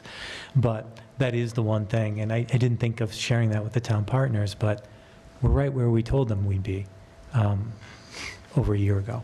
And so in that sense, I think the surprise part is you look at a town like Princeton and everyone's going down and they're going up, and they're our smallest partner. And so they're hurt by that really huge shift in their percentage of the district that they have. And then the other piece is, and that's the part that we're out of control, the towns are really paying 1% to 2% more every year as they inch towards that 82.5 share. And it is not realistic. And it just compounds all of the things that we're talking about. And so I think kind of like what you're saying is what we're trying to do. Remember, Brendan, we're trying to keep it moving forward, but do so as responsibly as we can. Member Gustafson? Thank you. I echo a lot of what has been said about the transparency. I won't repeat in the interest of time. I have three things. First is that I really do appreciate maintaining the special education money in the budget rather than saying, oh, that's a huge cost savings, because that's what we probably would have done prior to you being here, or others would have done. So I really appreciate that, and keeping that in the budget and a commitment to those students and seeing how we can use that. I do have two concerns, and they kind of go together. The E&D remains a concern to me. In looking at all these numbers, I understand the thought process, and I do not question the numbers and the predictions that we'll still have a certain amount at the end of the year. I don't question that on surface, because you have shown us that that is generally true the past couple of years. But having been on this committee quite a while and business and finance for quite a while, I have heard year after year how we really need to build up excess and deficiency, and how we need to keep that in case we do have something crazy. Like, say the auto floor was a bigger issue, like with the roof, and we had to do it that year, and we couldn't spread it over 2 years and wait and figure out a plan B. Like, there are significant things that might happen. And it makes me very nervous that we're saying now that 2% is our minimum in the E&D, when even last year we were talking about increasing that. I know the $200,000, for example, the earmark that we got, you said this evening, was a huge boost to our general budget. Well, even if we were able to keep $250,000 more in E&D, that might make a really huge difference toward balance for our district. And I would be really curious to know what impact that would have on the numbers for the towns. Like, even if we reduce that amount of the $1 million to like $750,000 or $500,000, I really would be interested in knowing how much of an impact that would have on the towns. And I know you can't answer that right now. I can. Oh, you can? You did it. Okay. So that's, I have a second part that's related to that, and another reason why it matters so much to me. The volatility that we have seen in the past 5 days in both investments, which we have gotten a huge boost from in the past few years. Our investment income has been going up the past few years by quite a bit. And also the uncertainty in electric and oil costs, which is just kind of a mess right now. And that will trickle down to transportation probably, and some other things.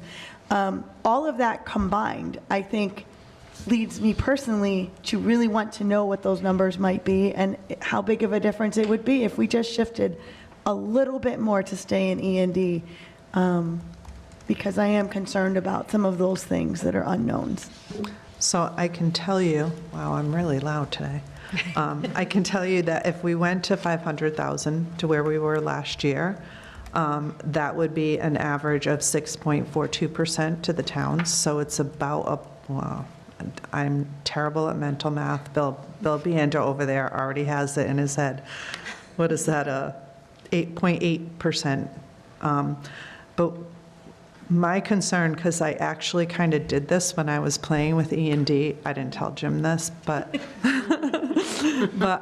the town of Princeton kind of bothered me, and I wanted to get them under 10%. And so that brings them over 10%. We're looking at a 10.43% to them. And, maybe we don't look at that, I don't know. But then at 750,000, it's a 6.13 across the towns, which is what, like a 0.3% difference, but the town of Princeton is still at 10.16%. So it's hard when you're getting the towns in those double digits. not that I'm going to say this too out loud, but I do anticipate that we will replenish some of that E&D at the end of this fiscal year as well. So if that helps you out any, like, we're not just blindly bringing us down to 2%, I see that we'll replenish some of that E&D a little at the end of this fiscal year. And that's where, sorry, I don't know if this is working now. That's where my concern about the volatility that has happened in the past, like, week comes in, because that is something we could not predict. And we have been through a situation where our utility costs went up a whole bunch in 1 year, and we had to figure out how to adjust for it. I think it was right before Jim got here. I don't remember which year it was without looking back, but we have been through that once, and it was challenging. And I am very concerned about that. I mean, the truth is, we don't know, and it's horribly timed for any district trying to sort this out, but it makes me incredibly nervous. I mean, I know how much individuals have lost in the market, and I know as a district, we have much more riding on that, and also our unknowns with the oil. I mean, we've all seen what's happened to that in the past week.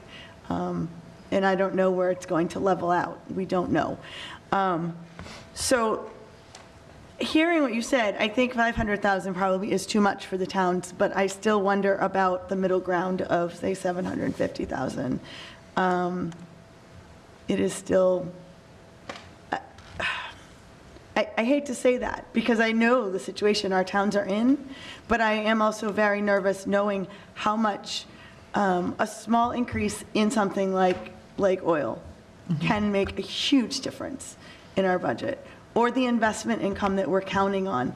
And it trickles down. I mean, the state will have less surplus because they're not going to get as much from their investment incomes, and expenses are going to go up. It's a trickle-down effect.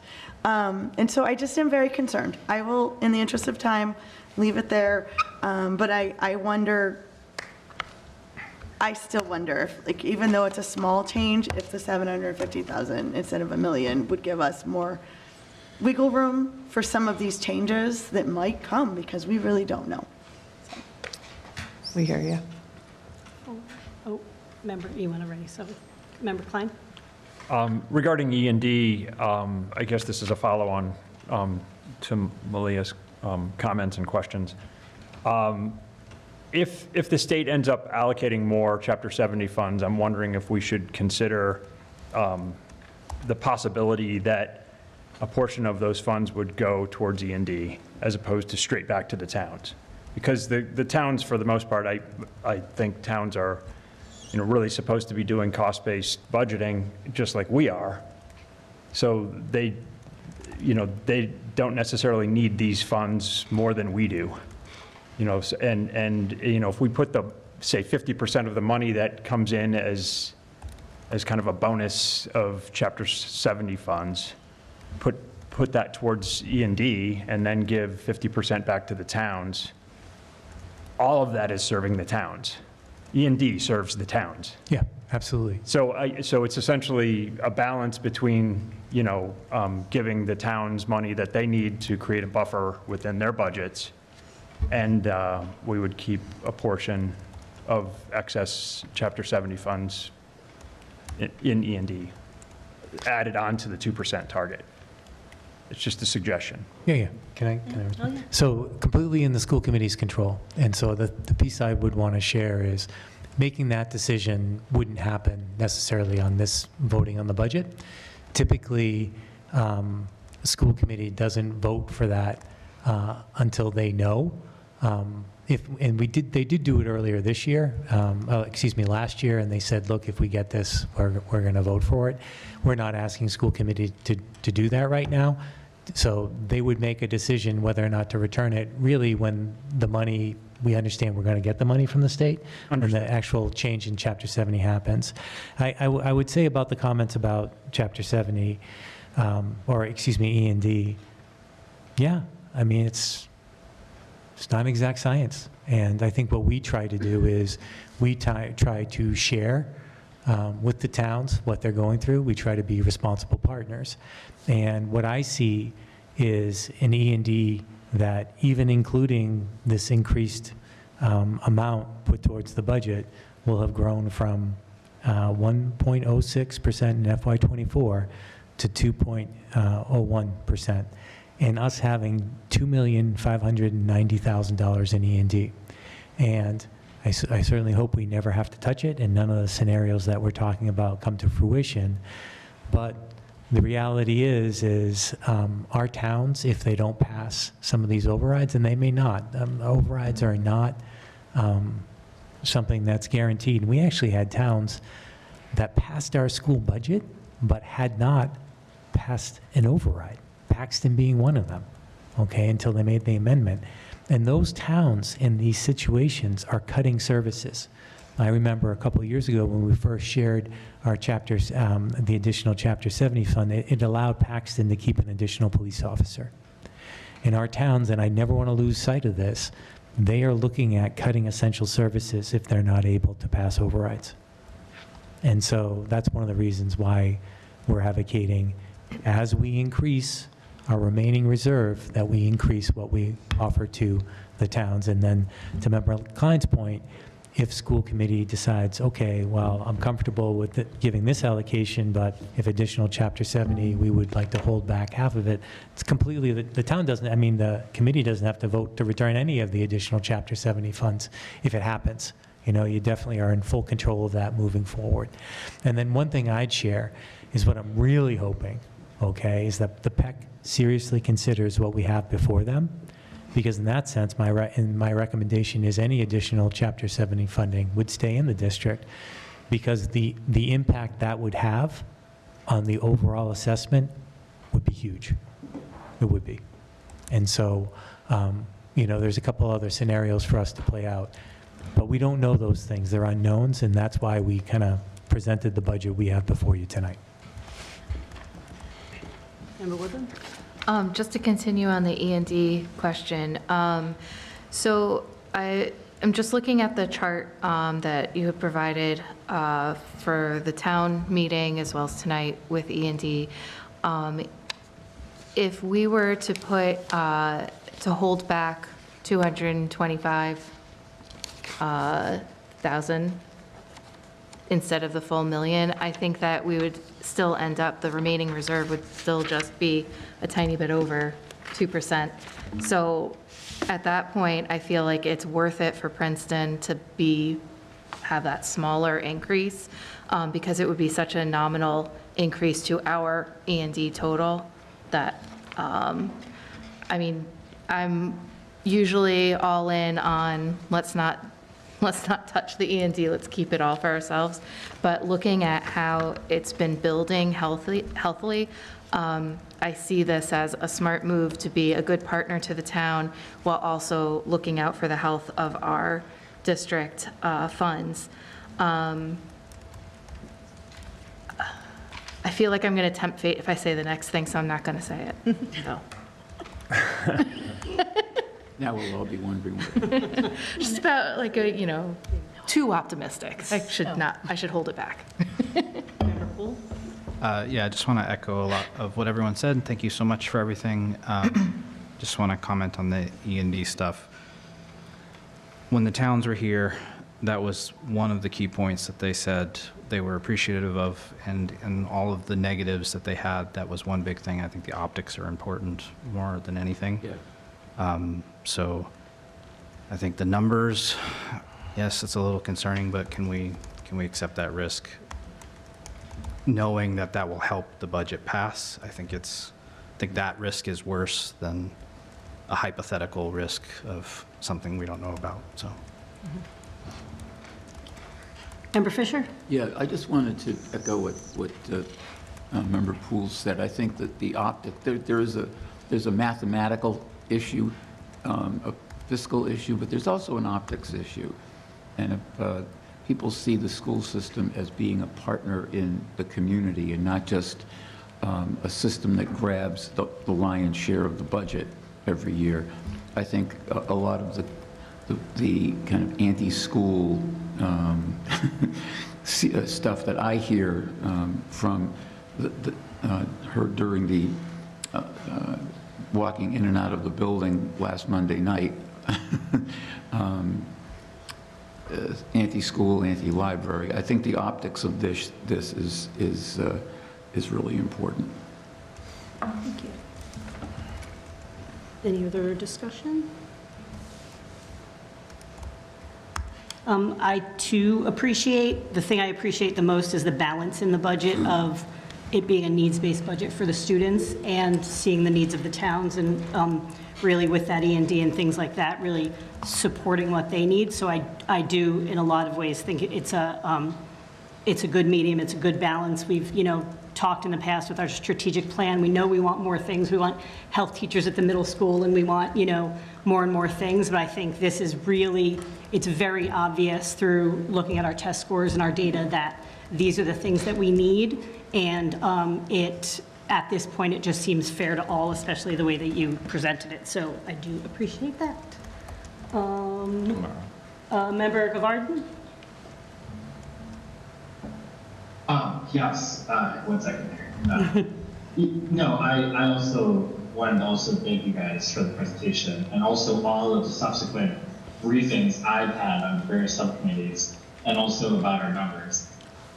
What I really want to remind people, to Member Fisher's point, anybody who is anti-school or, wants to push that rhetoric, my concern I would have for them is we are the largest employer in the district. Everywhere you go, there is some part of this community of 5 towns that is touched by this district.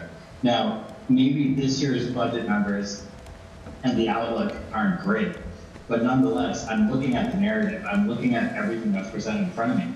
I have a couple questions for anybody who wants to naysay about the budget. Please, tonight at the budget hearing, nobody from the member of the public showed up, right? Second, I also don't see anybody proposing various other things that we should be doing differently. I've heard some people say, you guys should have deferred some of those facilities costs 6 years. And I would push back and say, they've been deferred for a very, very long time. So to your, Dr. Riley and, Mr. Zayla, like I'm listening to all this and, I think as you go on your road tour presenting at the FinCom meetings, I think the narrative you presented is really what they will have to continue to educate the public on. But I am all ears. If somebody in the public, please, send us an email, send administration email. Where else do you guys think in the public that we should be changing our numbers for the budget would be my commentary to be, so that was it. Thank you. Any other discussion at this time? Member Poole? I just have one question based on, do we know like the percentage of how many teachers live in district? I think we did know at one point. Last year, we did that. We can get it for you. I think that's just It's to fairly his substantial. point. It's It like really how is. much is, yeah. Yeah, we're very much a community Just system. staff in general too, not just teachers. Yes. Yeah. Any other, Member Klein? I have a question about Princeton and the increase in the number of students. Is that, I haven't noticed any obvious housing boom or anything like that. Do we know the reason for this? Is there a tax base increase that comes with that increased number in students? Like, is Princeton gathering more taxes because they have more households now? Yeah. Or is it something unrelated to that? I'll be honest with you, I haven't dug into that. Because we specifically probably could even look about, are they experiencing the growth at the high school level or at Thomas Prince itself, the K-8 school? And so we can dig into it and looking at it. I think in general, it's positive when a community is sending additional students to the schools. What we've primarily seen is reductions at the high school level.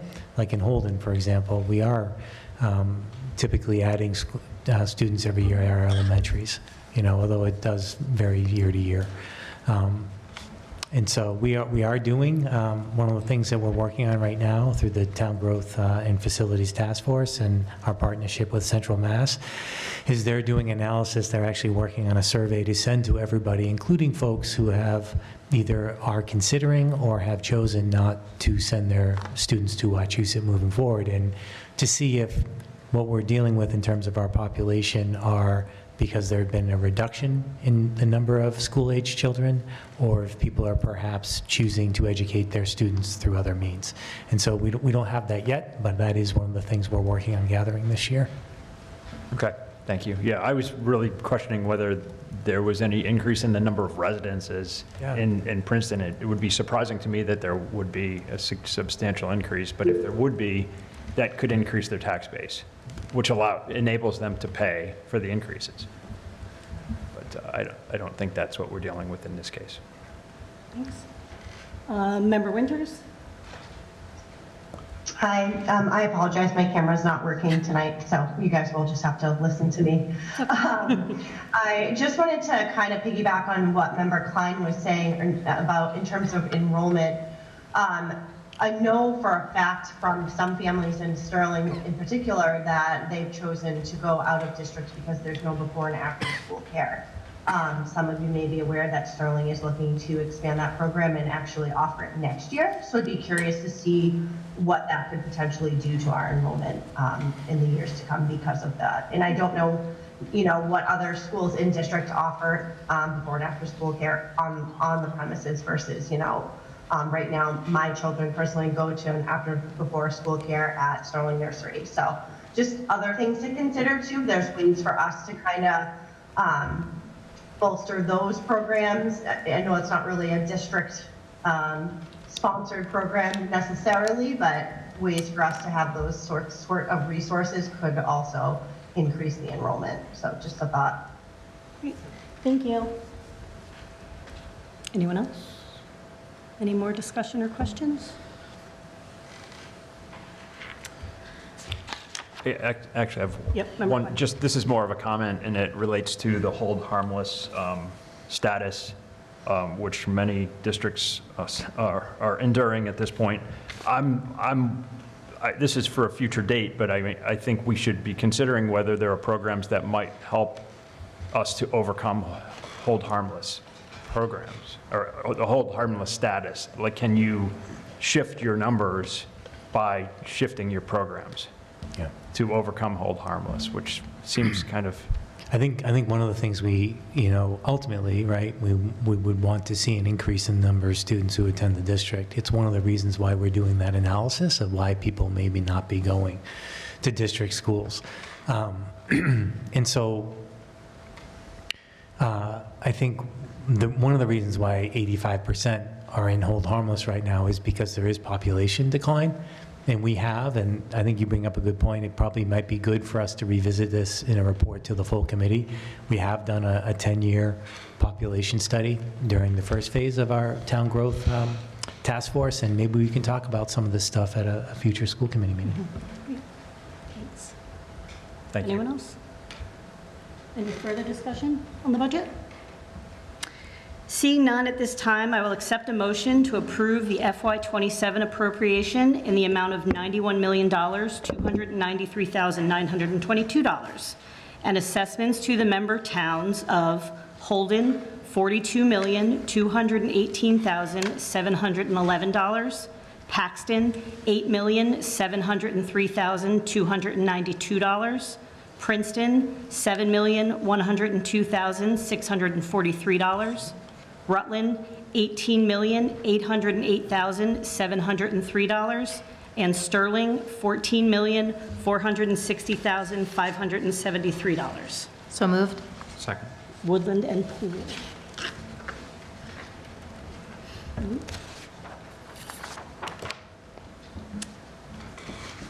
No more discussion, so we will move to a roll call vote. Member Kirschenbaum? Kirschenbaum, yes? Member Stoika? Stoika, yes. Member Gavarden? Gordon, yes. Member Klein? Klein, yes. Member Rundstrom? Rundstrom, yes. Member Lorway? Lorway, yes. Member Woodland? Woodland, yes. Member Dubois? Dubois, yes. Member Winters? Winters, yes. Member Gustafson? Gustafson, yes. Member Brennan? Brennan, yes. Member Fisher? Fisher, yes. Beardmore, yes. Member Poole? Pool, yes. Chair Alexander Garrett. The chair votes yes, and the motion passes. Thank you, everyone. Moving on, next on the agenda is the superintendent's report, so I'm going to pass it over to Dr. Riley for a brief report. No, we came out of the hearing already. Perfect. Thank you. Sorry. Yep, no, you're good. I will make I this like the checkout, but. Yeah. I'm going to make this as brief as possible, where we decided just to add a couple of quick slides. I want to acknowledge some of the things that are happening around the district, although Grace does a really great job every week. I think I more worry about the things I forget after listening to her than the things that we actually had. And so we're going to quickly talk about some of the things in the news, take a look at the recommendation for the 2026-2027 calendar, and then also the recommendation to hopefully approve to consider school choice. In the news, one of the things we want to share is that last week, the Worcester Regional Science and Engineering Fair took place, and all of these following students are going to be advancing to the state competition, including Kelly Mills, who was the first place grand prize winner, and she's actually going to attend the Region 2 Massachusetts International Science and Engineering Fair as a delegate from May 9th to the 15th. Miles Lillander, thank you, who earned third place and also won the Mass Audubon Award. Megan Jeffcoat, who earned a third place prize. And then the following had honorable mentions, but because they're in the top 40, they also are all going to be able to attend the state competition. Lucia Cranston, Anna Mahoney, Kylie Kruger, and Norelis Aponte Garcia. Congratulations to all of them for an outstanding job. Well done. Also want to share some of the events that are happening out of the classroom. I haven't gotten the update. Really hoping the girls' basketball team, did they? What? No. They won? Yep, I won. What? Ridiculous. Yeah, seriously. They made the Final Four for the 5th consecutive year. Really just an incredible, the passing, the teamwork, they're incredible. So they beat Bishop Fian at Worcester State tonight. Congratulations to them. Also, congratulations to Jalen Scott. She was the Mid-Watch Division A MVP this year. And then Coach Jim Oxford, who was the Mid-Watch Division A Coach of the Year. Boys hockey had the best record in school history, 18-1-1. Wow. Yeah. What was that? Did me just say wow? Yeah. It's pretty incredible. Okay. Cody Penniman was the Mid-Watch Division A MVP, and then the chair informed me he also set a new record, 135 points, I believe, and so he's the all-time leader in points for Wachusett. That is approximately 130 more points that I had in my high school hockey career. So congratulations, Cody, although no one likes to show off. Matt Lane was also named Mid-Watch Division A Coach of the Year. Congratulations to him. And both the boys and girls indoor track teams won the Mid-Watch Division A League they're Mid-Watch Division A League champions. So kudos to all of those teams on outstanding seasons. I also want to talk about some other things. We had a reminder about Special Olympics. It really, truly is. Grace mentioned this. I think my favorite event every single year. It takes place this Thursday at the high school at 10 a.m. It celebrates athletes at all of our WRSD schools. They all come and travel. It's one of the few times that I see the intersection of school staff, community members, families, and there really is an incredible contingent of high school volunteers, and then the athletes themselves who are a complete joy and work so hard and show such talent over the course of the day. So I would encourage anybody who has not seen it before to come down and participate in the event. It is something special. And then also want to mention some of our drama activities. I feel bad and I apologize, and I did not have an update for both DECA and then for our art students, and sounds like those are some great activities that I'll mention in a future meeting. But we did have the updates from our drama departments. The WRHS is going to be presenting State Fair by Rogers and Hammerstein.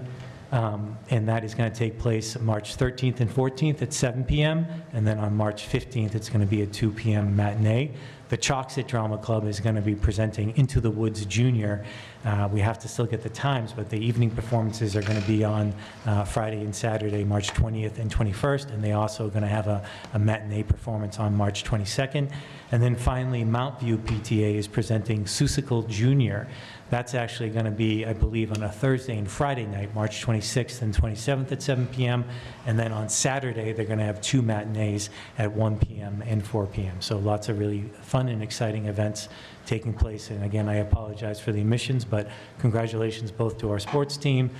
Please put Special Olympics on your radar and catch a show. They are always outstanding. So just very briefly, want to work through some of the things that we had shared previously for the school calendar. That's under consideration tonight. First is that we did connect with WREA, and they did do a survey.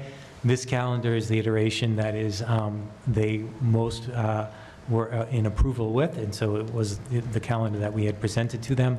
It means that the first day for staff would be August 25th, and the first day for students would be August 26th. It's important to note that staff cannot start prior to August 25th due to contractual requirements. We made some of these decisions about the start date because of considerations about concerns of regression for our students who do attend our summer programming, and if we waited until after Labor Day, the likelihood that they were missing essential services and could have some regression of skills were more likely. It also is important to note that most of the PD dates are dictated by election days. Many of our schools host elections, and there is a disruption on some of those days, and so we felt it was best to make those adjustments for both September 1st, November 3rd, as well as May 10th. And then also, we did make a change where most of our PD days were on Wednesdays this past year. They've been changed to Thursdays. That was a request from the WREA, and just we want to acknowledge that we want to partner with the WREA. Ultimately, what we would like to see is half days to be on Fridays. We think that would benefit our families, but we need to work together to make sure that we're optimizing attendance on those days, and so that's kind of a partnership that we're going to work on with them. For school choice, want me to stop for any questions? No. For school choice, I think what we would like the committee to consider is that last spring, it was approved by the school committee with administration determining eligible grades and seat counts. We're requesting for us to have that ability again next year. For next fiscal year. After reviewing district-wide capacity, school choice was opened at the high school only, and we would do care to make that decision again. 25 seats were offered at grades 9, and 25 seats were offered at grade 10. To this date, we have 12 seats in each grade, so we had 24 total out of the 50 places that we could have offered. There are some additional applications that still trickle in. The district is requesting a vote to approve school choice for this next fiscal year with schools, grades, and seats to be determined, but we would follow that same careful plan moving forward. It's typically something we do under the direction of principals and then also with Dr. Kroll. We are seeking an earlier vote this year because I think that will give families more time to plan. We've had several families reach out and inquire about whether or not we will be offering school choice, and I think that this will help us fill whatever seats that are actually available to make a difference or even greater difference in accepting these students. It's important to note that based on the enrollment projections with Principal Pratt, we would likely anticipate opening school choice at the high school only, but we would include seats at grade 9, grade 10, and also 11 due to the unmet opening, remaining open placements at this time. Enrollment at other grade levels would continue to be reviewed before we made additional decisions, and again, I would just say that we do that with due care. We don't do that, most likely we wouldn't be recommending opening any of those seats, but we would love the ability to go through that process. Given the unusually small size of the current grade 8 class, and I think we had shared this in the superintendent's report, it's much smaller than a lot of the cohorts. We may need to have some additional discussions about what next year's grade 9 enrollment looks like. I think it's important to note, and we talked about this, it's the idea of filling seats on a plane, not offering additional flights. And so the district will continue to look at appropriate staffing levels, but what school choice really allows us to do, it brings in an additional revenue source, but then it also make sure that the classrooms that we do run are at kind of the optimal levels. That was it. Great, thank you. Does anyone have any discussion or questions on anything in the superintendent's report? Member Beardmore?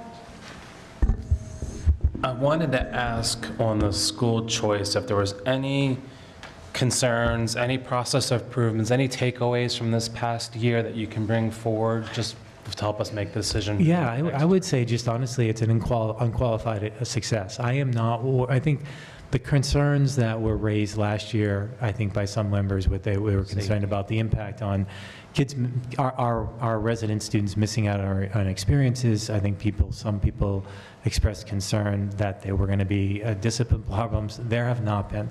In fact, what I'd say to people, when a parent commits to transporting their child to school on a daily basis, they're making a huge investment in that child's education.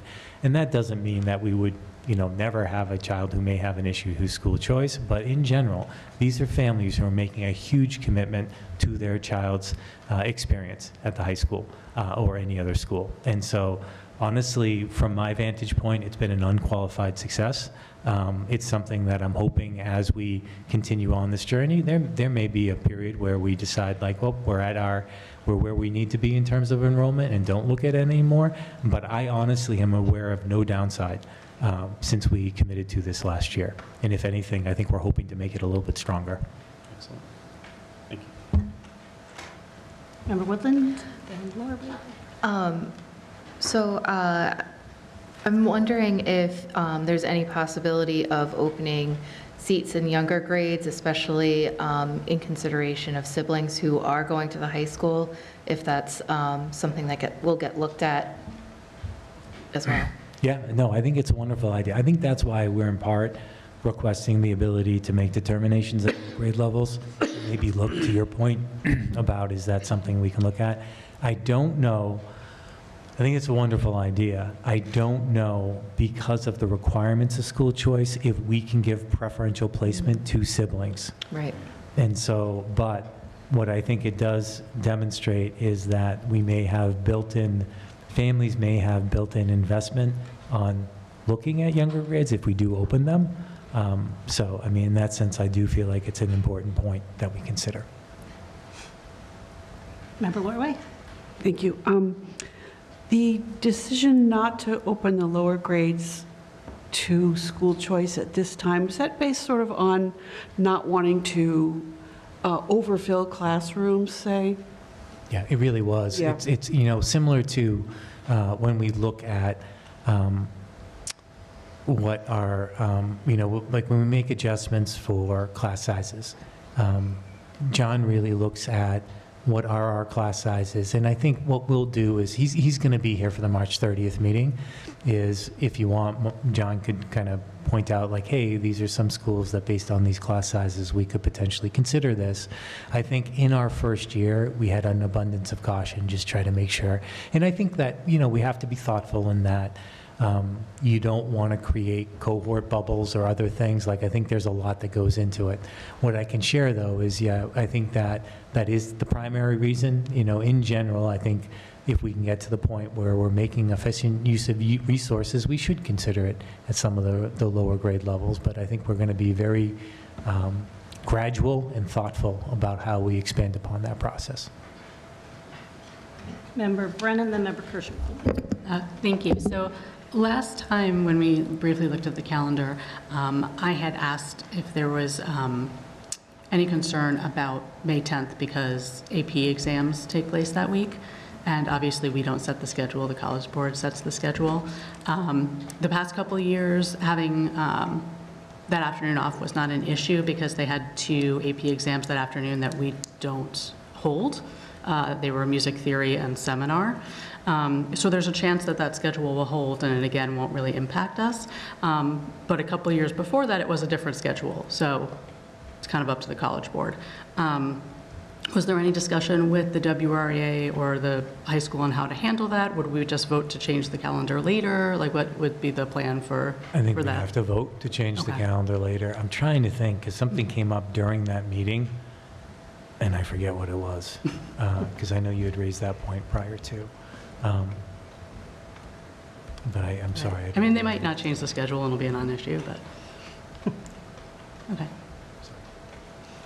Member Kirschenbaum. Thank you. I have a couple of questions, or a question, I guess, about the schedule.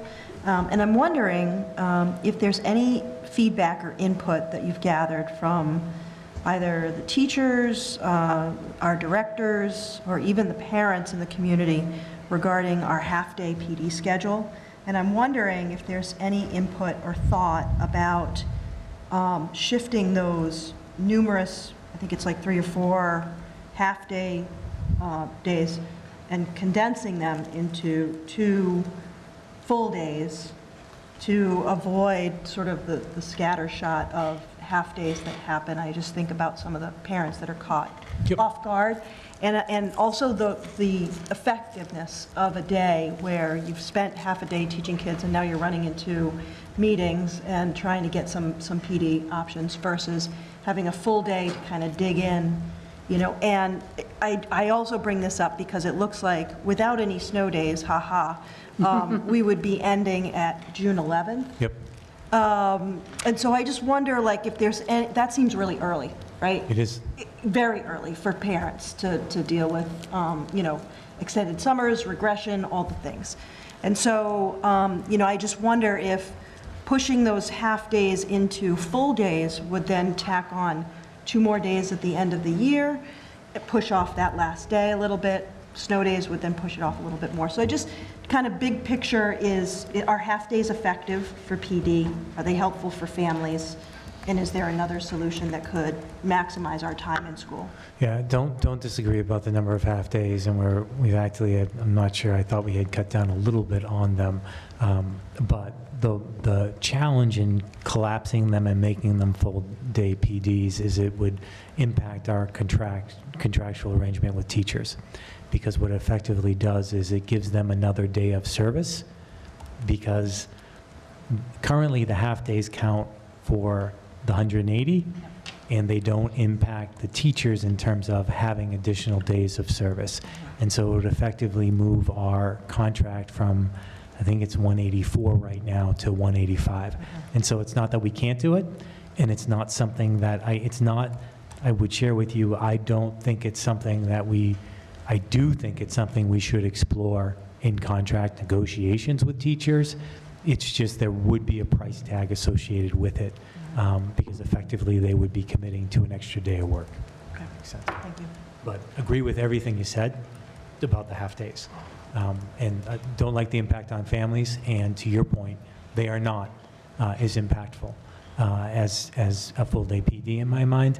I think what we're trying to do, and we've gotten away from this a little bit, is to try to structure some of the half-days ultimately so it's supporting work in schools for what we're doing. I think one of the things we've done, not on purpose, but we've been making so many great changes around, great, I mean large and hopefully good, to changes to our curriculum and other things, that we've swallowed up a lot of PD time that should hopefully be reserved for schools. Buildings need to work on their work in their building, you know, specific to that context, and we've gotten away from that. And so I'm hopeful that some of those days are going to have value for teachers, because they're going to be able to concentrate on things that are specific to their schools. Thank you. Any other questions or discussion? I just want to mention about the calendar. I appreciate this year's calendar around October, November was kind of wonky at one point, where we had lots of half days and days off all in a couple weeks. And I know some of us heard from some parents, and I myself lived through it, and it was a little hard. So I appreciate that this, I looked closely for any weeks like that, and it seems, you know, it was done It's well. better. So, yeah. It's better, yeah. but I remember Kirschenbaum's point, plenty of Yeah. room for improvement. Yeah. Right? Great. Anyone else? Okay.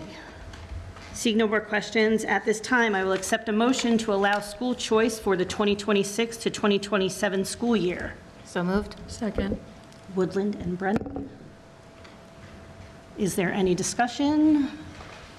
Member Dubois? Are we voting on a specific number of seats? I heard the number 50. No.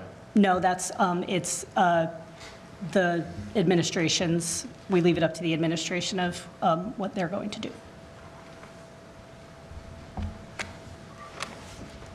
Any other discussion?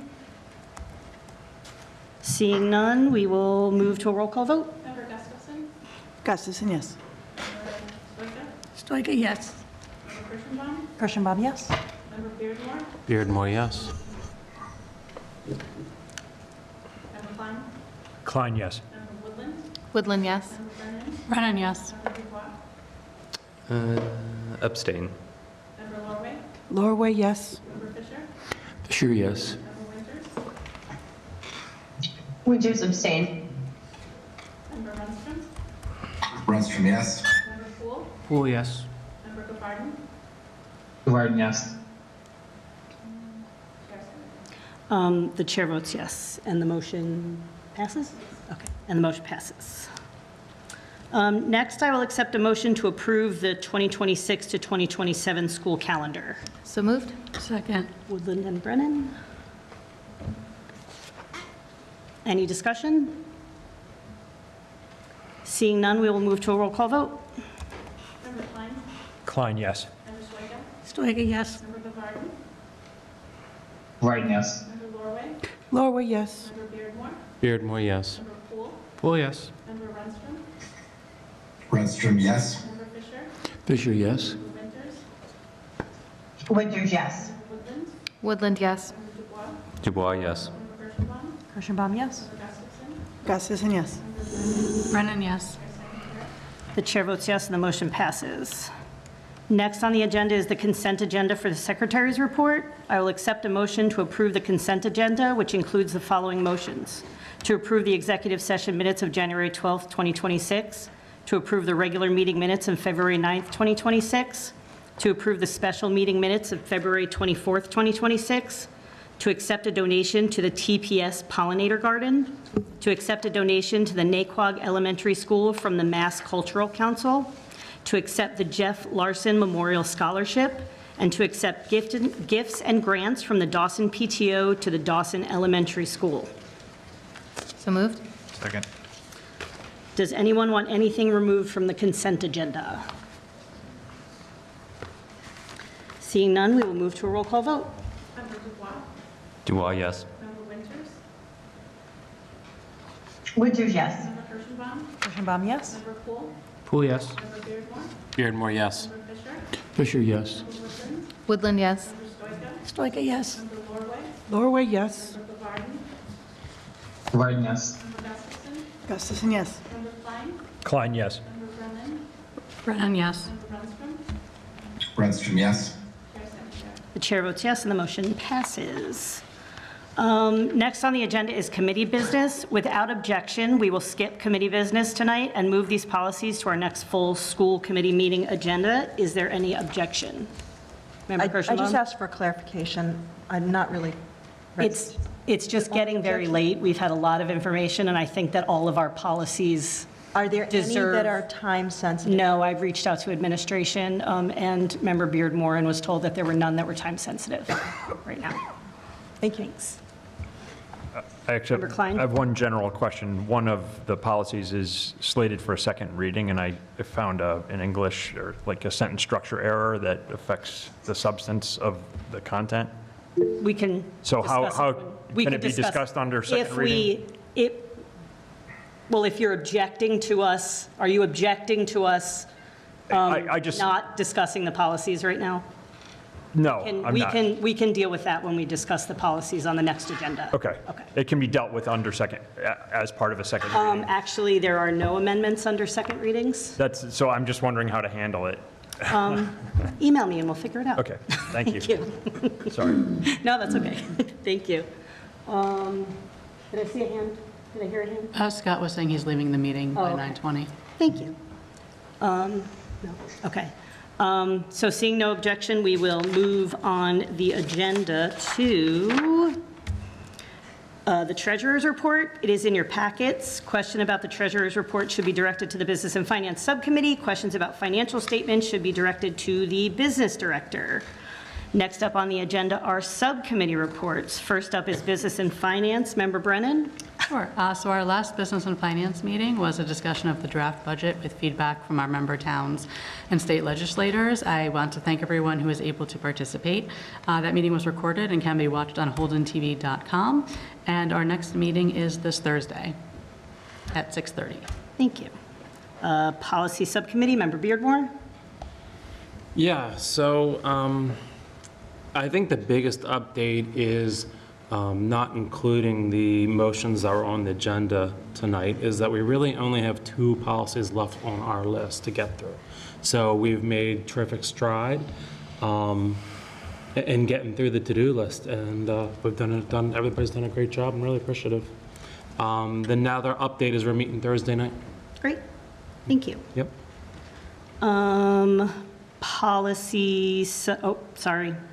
Legal Affairs, Member Stoika. Thank you. The Legal Affairs Subcommittee needed to cancel its meeting last week, and we're instead going to meet next week. Also, negotiations are well underway with the nurses and with the WREA teachers in Unit B. The groups are meeting regularly with a few scheduling hits due to the crazy weather this winter. We're having good negotiation sessions, though, and good discussions, making good progress, and looking forward to our upcoming sessions, which are already scheduled. Great. Thank you. Superintendent Goals and Evaluation Subcommittee, Member Dubois. At the end of this month, we'll get a presentation from Dr. Riley on his progress towards goals, after which we'll be sending out a Google form to collect information from the full committee. Great. Thank you. Facilities and Security Subcommittee, Member Poole.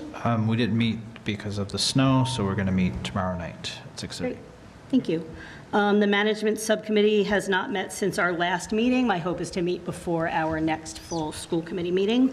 Audit Advisory Board is in the process of scheduling a meeting at this point. We have an audit at this point to review. Next is the CPAC Liaison Report. Member Poole has been added as an additional CPAC liaison on at this time, so I will ask him for a report. Yep, so they met on the 25th with the intention to elect board members. However, there was some hesitation to do that because some of the members were unfamiliar with each other. So they agreed to have an in-person meeting on the 18th of March. So they'll be doing a hybrid meeting where they can talk in person and hopefully elect a board next time. And that will be August 18th, 7 o'clock at ECC. Great. Central office. Thank you. And an email will go out about that to all special ed families, correct? Oh. No. Thank you. Next up are school council reports. Does anyone have a school council report? Yeah, Member Brennan? Sure.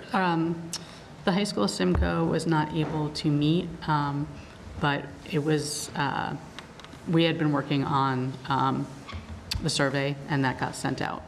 Principal Pratt sent that out. So. Thank you. Anyone else? Member Fisher? About 3 weeks ago, turn this thing on. About 3 weeks ago, I met with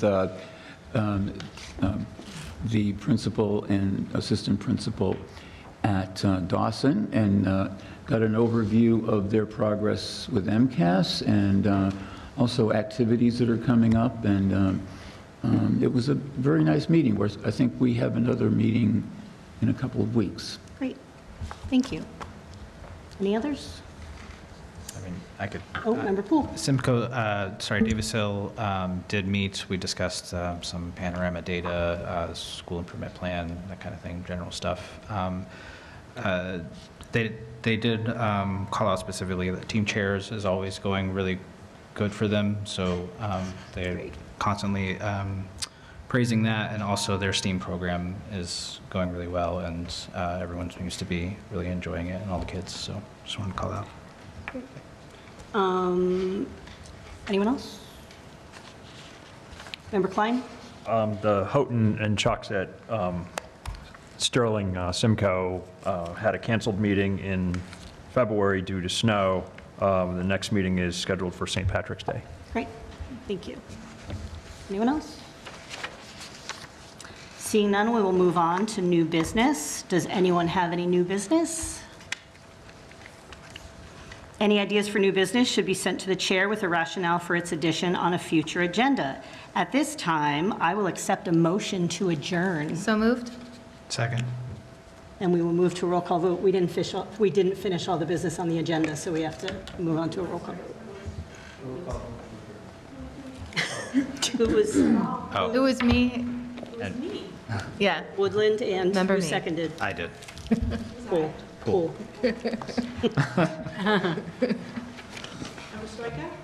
Stoika, yes. Beardmore, yes. Warren, yes. Oh, he's gone. Brennan, yes. Dubois, yes. Well, yes. Fisher, yes. Klein, yes. Woodland, yes. Kirschenbaum, yes. Winters, yes. Gustafson, yes. Norway, yes. The chair votes yes, and the motion passes. We are now adjourned. Thank you, everyone.